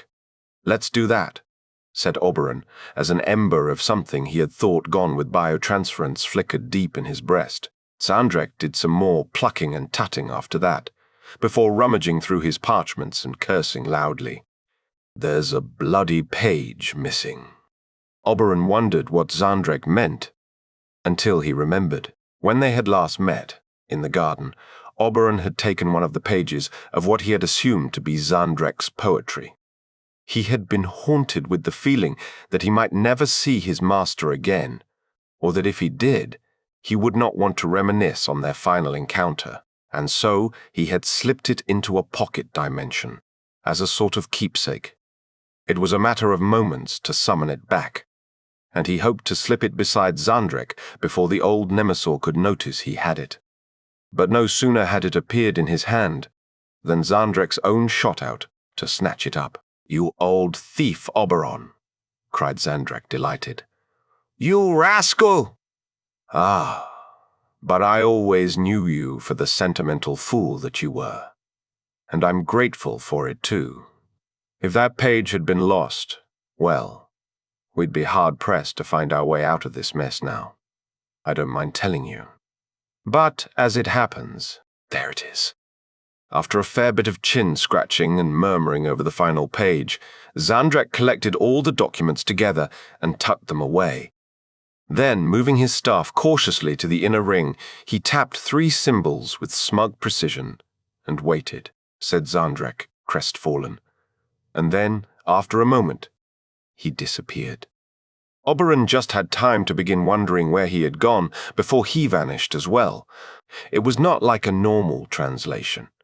It was faster and harder, slamming Oberon through the cracks in space-time with such violence that his whole body seemed to vibrate like a plucked string. Even so, his scythe was alight the instant he arrived, and he fell into a fighting crouch, ready to protect his master. Following Zandrek's gaze, Oberon could see why. Above them soared a great black sky, twinkling with constellations of faint red stars. And at first, Oberon was sure they had been taken somewhere far from Doart to the very dying edge of space. But no. The floor they stood on was solid blackstone, dotted with crimson markings, and as his oculars followed it into the distance, it curved up over their heads in a titanic sphere, a league or more across. It took Oberon longer than he liked to realize what this was. It was Doart's core. And thanks to some ancient perversion of gravity, they were standing on its inner surface, with the world's crust far below, or above, the soles of their feet. I must say, this is much fancier than Gidrim. If it weren't for the state of the place, I'd have to admit I was rather jealous. Now he had oriented himself. Oberon looked around them and was forced to agree. As well as containing the cores that anchored the autonomous spirit, a tomb world's central sanctum was usually where a world's overlord was interred. And in the case of a crown world such as Doart, that would surely mean a pharaon. But while this chamber had once been a crypt of stately magnificence, it had fallen hard into disrepair. The statuary was smashed, the dynastic banners were in tatters, and the floor was littered with stains, cables, and tech debris, with every clear patch daubed over with swathes of wild algebraic verse. In short, it looked as Oberon might expect a place to look, had a cryptech spent several 100,000 years losing his mind in there. But that rogue cryptech had certainly not wasted his time. 2 ket away from where they stood, a jagged ziggurat began to rise from the sanctum's floor, reaching its apex near the center of the sphere. Long ago, its summit would have borne the pharaoh's crypto-sleep sarcophagus, but now that was gone, replaced by a towering, spider-like scaffold of machinery. The entire rig was cloaked in thick, boiling mist, glowing scarlet from within, and spilling thick cables that ran down the pyramid slopes into countless other devices. Oberon was no expert, but he suspected that whatever engine lay at the heart of Doart's fate, whether it had redeemed its sleepers or just damned them further, stood before them. A spell of such magnitude would require a quite remarkable apparatus in order to be cast, and this must surely be it. Despite his best intentions, now it came to the task, Oberon couldn't help but grapple with doubt. His master was clearly intent on smashing the engine. But what if it really could restore the Necron tire, in flesh and blood? What would he be throwing away for the sake of loyalty? He told himself this was nonsense, that it had just been a tall tale. Setek had told him, because the Pale Lord had known it was what he wanted to hear. But faced with the engine and all its arcane power, he just couldn't be certain. Perhaps between here and the summit, he could find a way to reason with Zandrek. But he wasn't counting on it. He hadn't registered the sarcophagus at first, taking it for just another piece of detritus at the foot of the ziggurat. But now its stone lid was shifting with a bone-deep grating, and a figure was emerging from within, resplendent in an iridescent cloak and a grand headdress engraved with a stylized orrery. Doart's once great king still cut an imposing figure, despite moving with the stiff clumsiness of a marionette. Oberon's first reaction was pity. This was the rightful lord of 100 stars or more, who had gone to sleep at the head of a mighty dynasty, but had never woken up. Once he had possessed a name that made billions tremble.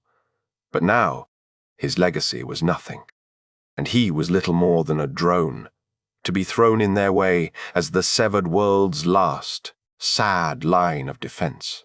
Woken too late, it would take the severed lord time to reach full power.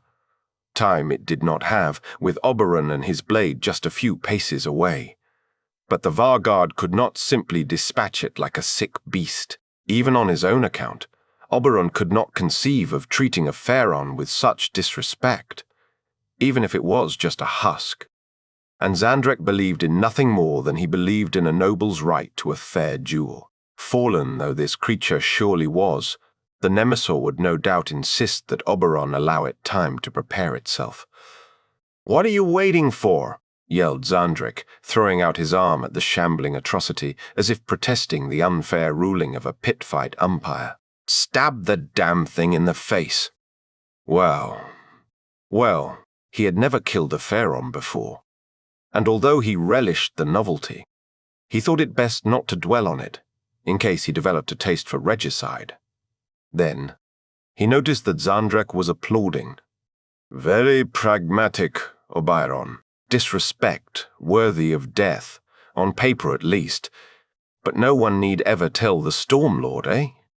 Now, as you were, let's get to the bottom of this. Or the top. You know what I mean, I'm sure." As they reached the ziggurat's summit, they entered the nimbus of charged mist that surrounded the cryptex edifice, and the form of the engine began to take shape. Its thought processes would be distributed to some extent among the masses of the severed, but it was bound, by design, to these physical units. After all, following their experience of the Citan, the Necrontyr had learned well enough the importance of keeping gods on a short leash. The cores had been dismounted from their original mountings and hauled up here, where they had been plumbed into a great web of glowing cable. Thick bunches of tubes spilled from their access ports, winding round the pylons that formed the engine's superstructure and coming together at the heart of the machine.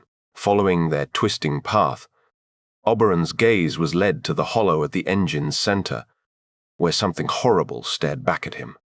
Suspended in a cradle of sparking brackets, with its back arched in agony and its hands twisted into spasming claws, was the form of a Necrontyr. Its single blazing eye gave it away.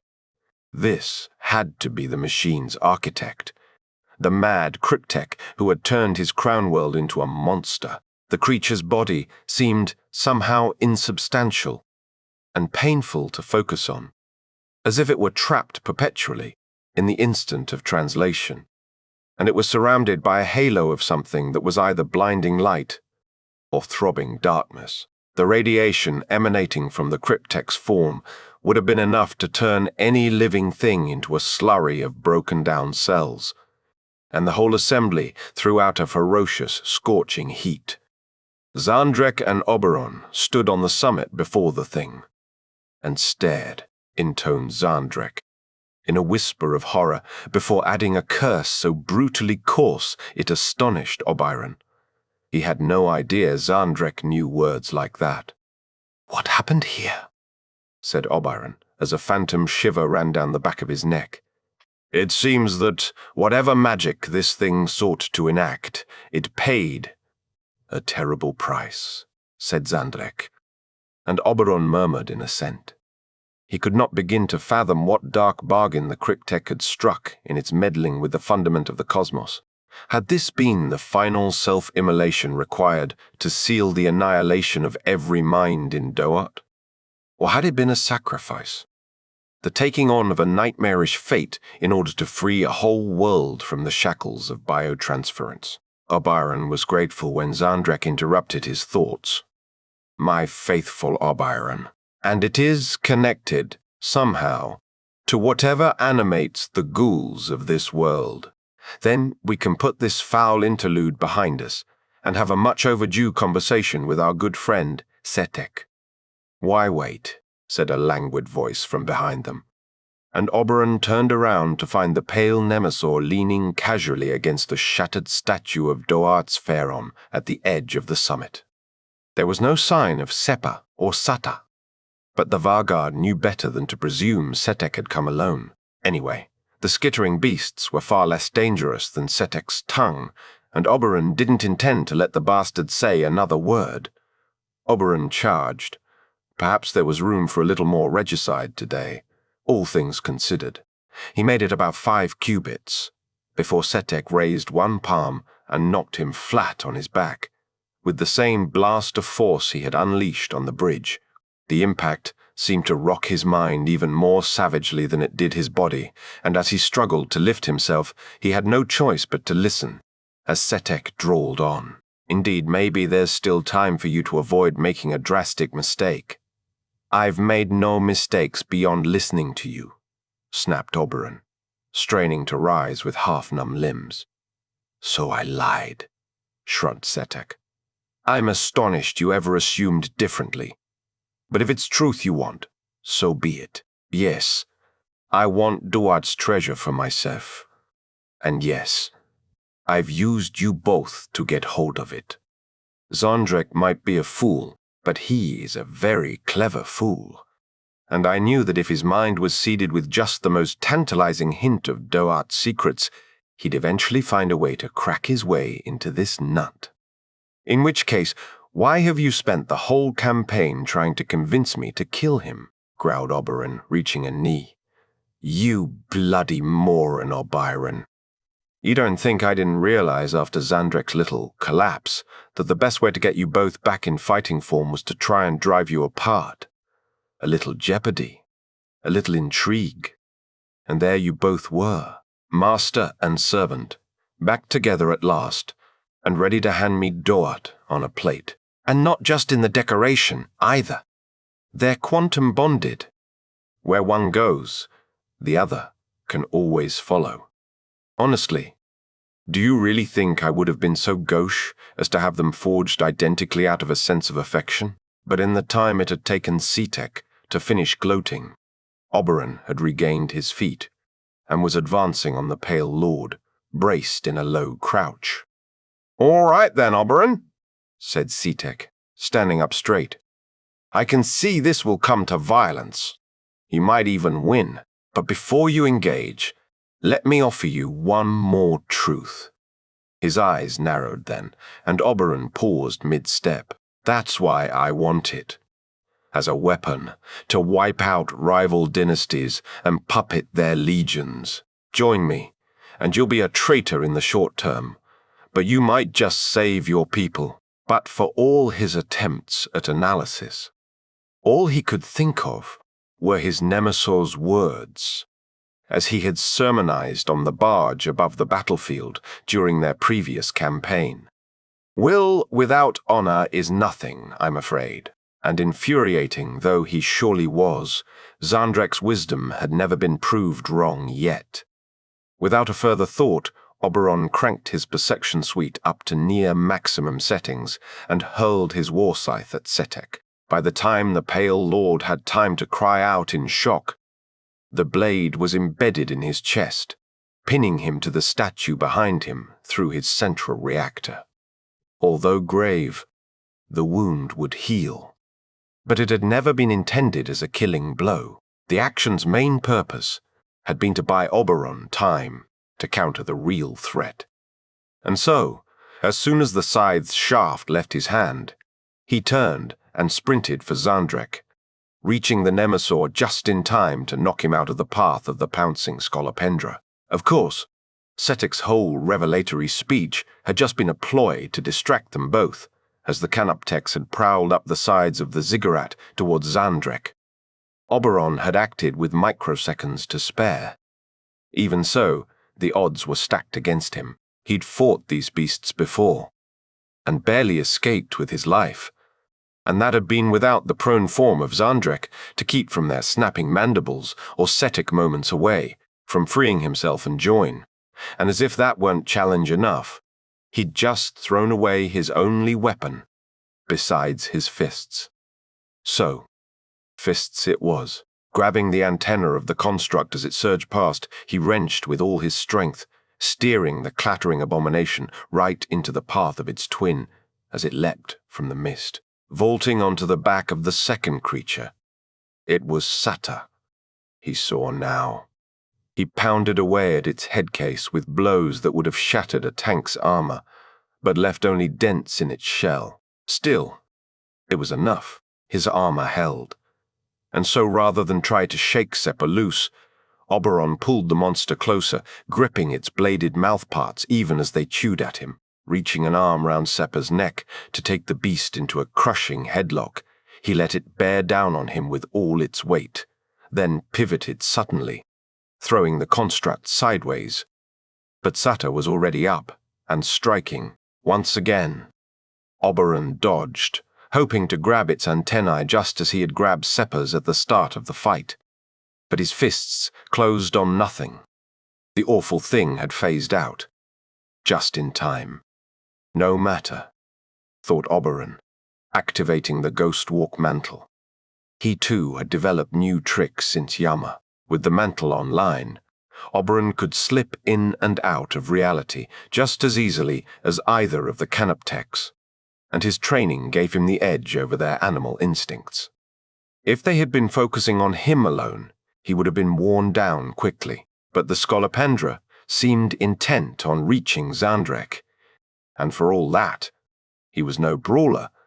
The Nemesaur was doing a decent job of evading them, ducking and weaving between the mechanical debris that littered the summit. Oberon himself flickered from spot to spot, blocking with his body every time one of the beasts had a clear run at Zandrek, and unleashing short flurries of blows whenever he could materialize behind one of them. For all that, it was still a tenuous battle, and for every second the fight progressed, Oberon found himself having to increase the intensity of his perception suite in order to keep up with the Scolopendra.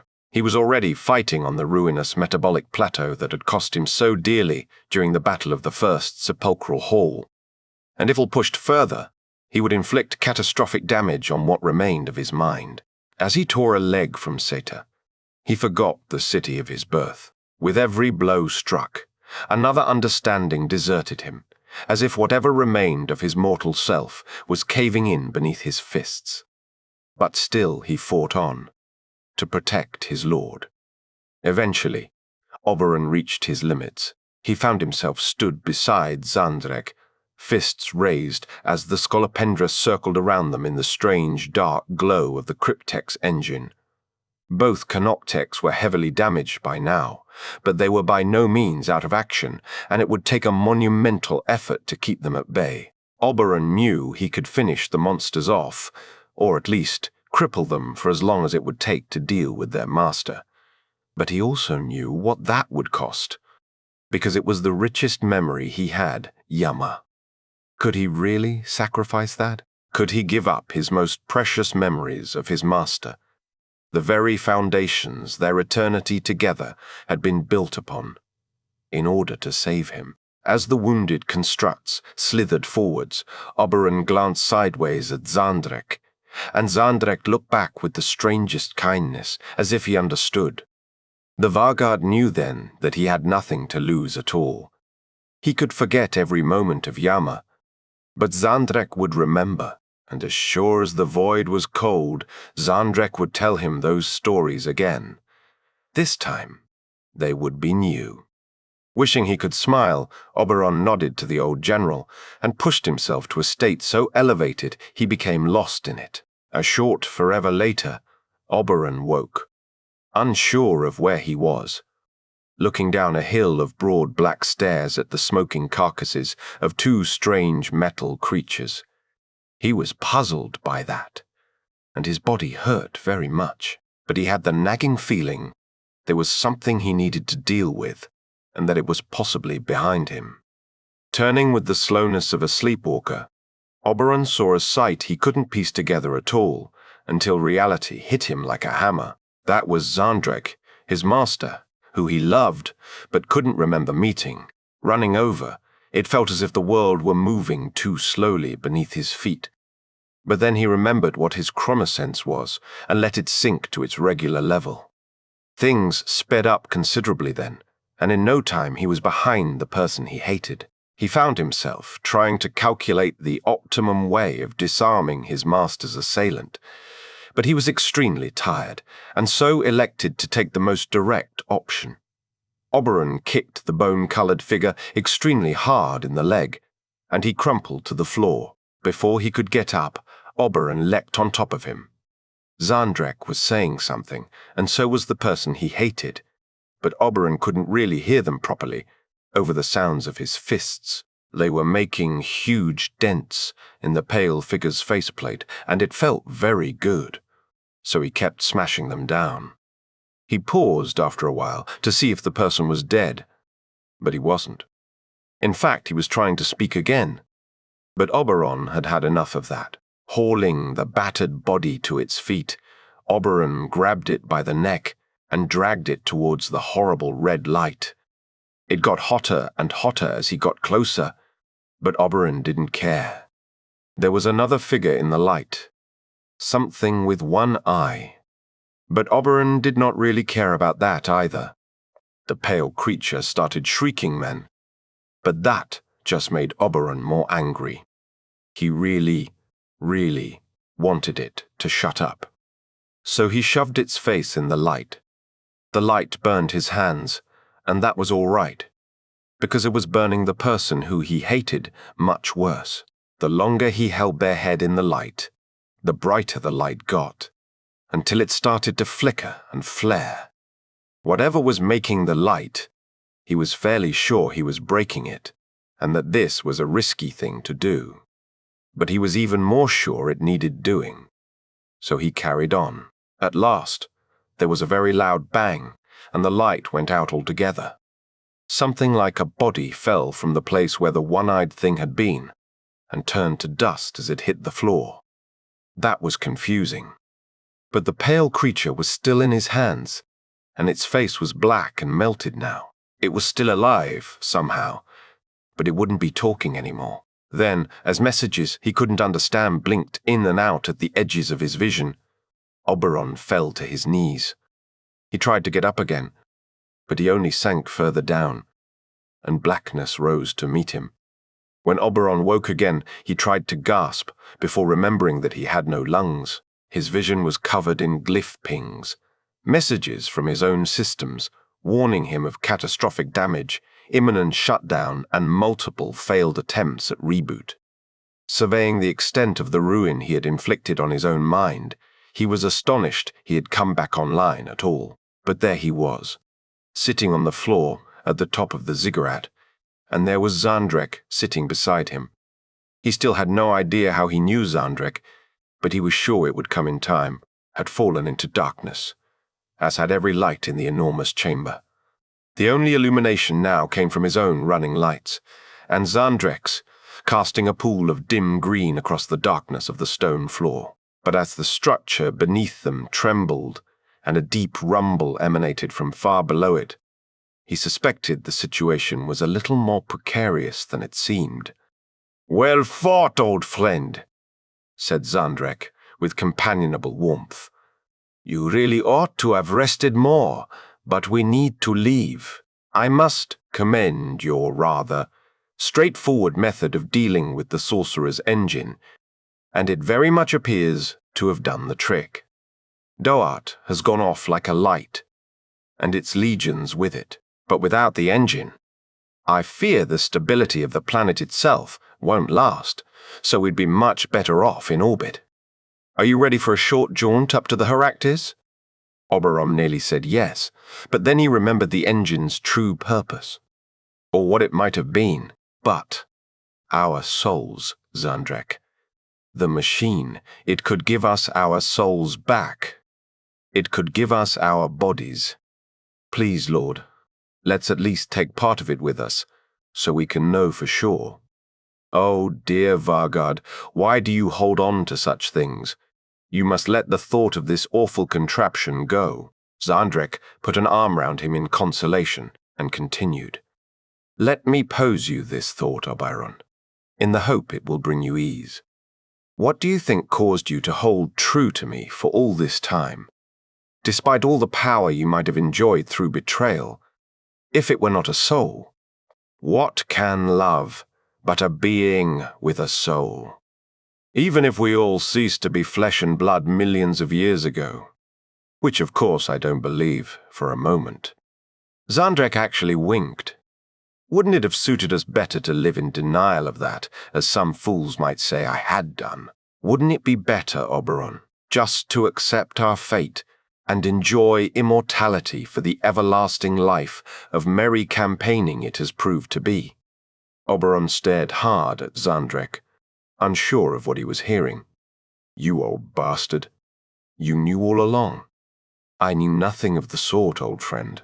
But since you seem to be laboring under some delusion that you're a soulless machine, I thought I should at least make some attempt to set you straight. Zandrek stood up then and patted his thigh for Oberon to join him. Come now, soldier, up on your feet, and let's return to the flagship. If we're quick about it, we can have this all cleared up in time for a truly astonishing feast. Oberon, ever loyal, obeyed his lord. He would have wept, but he had no tears.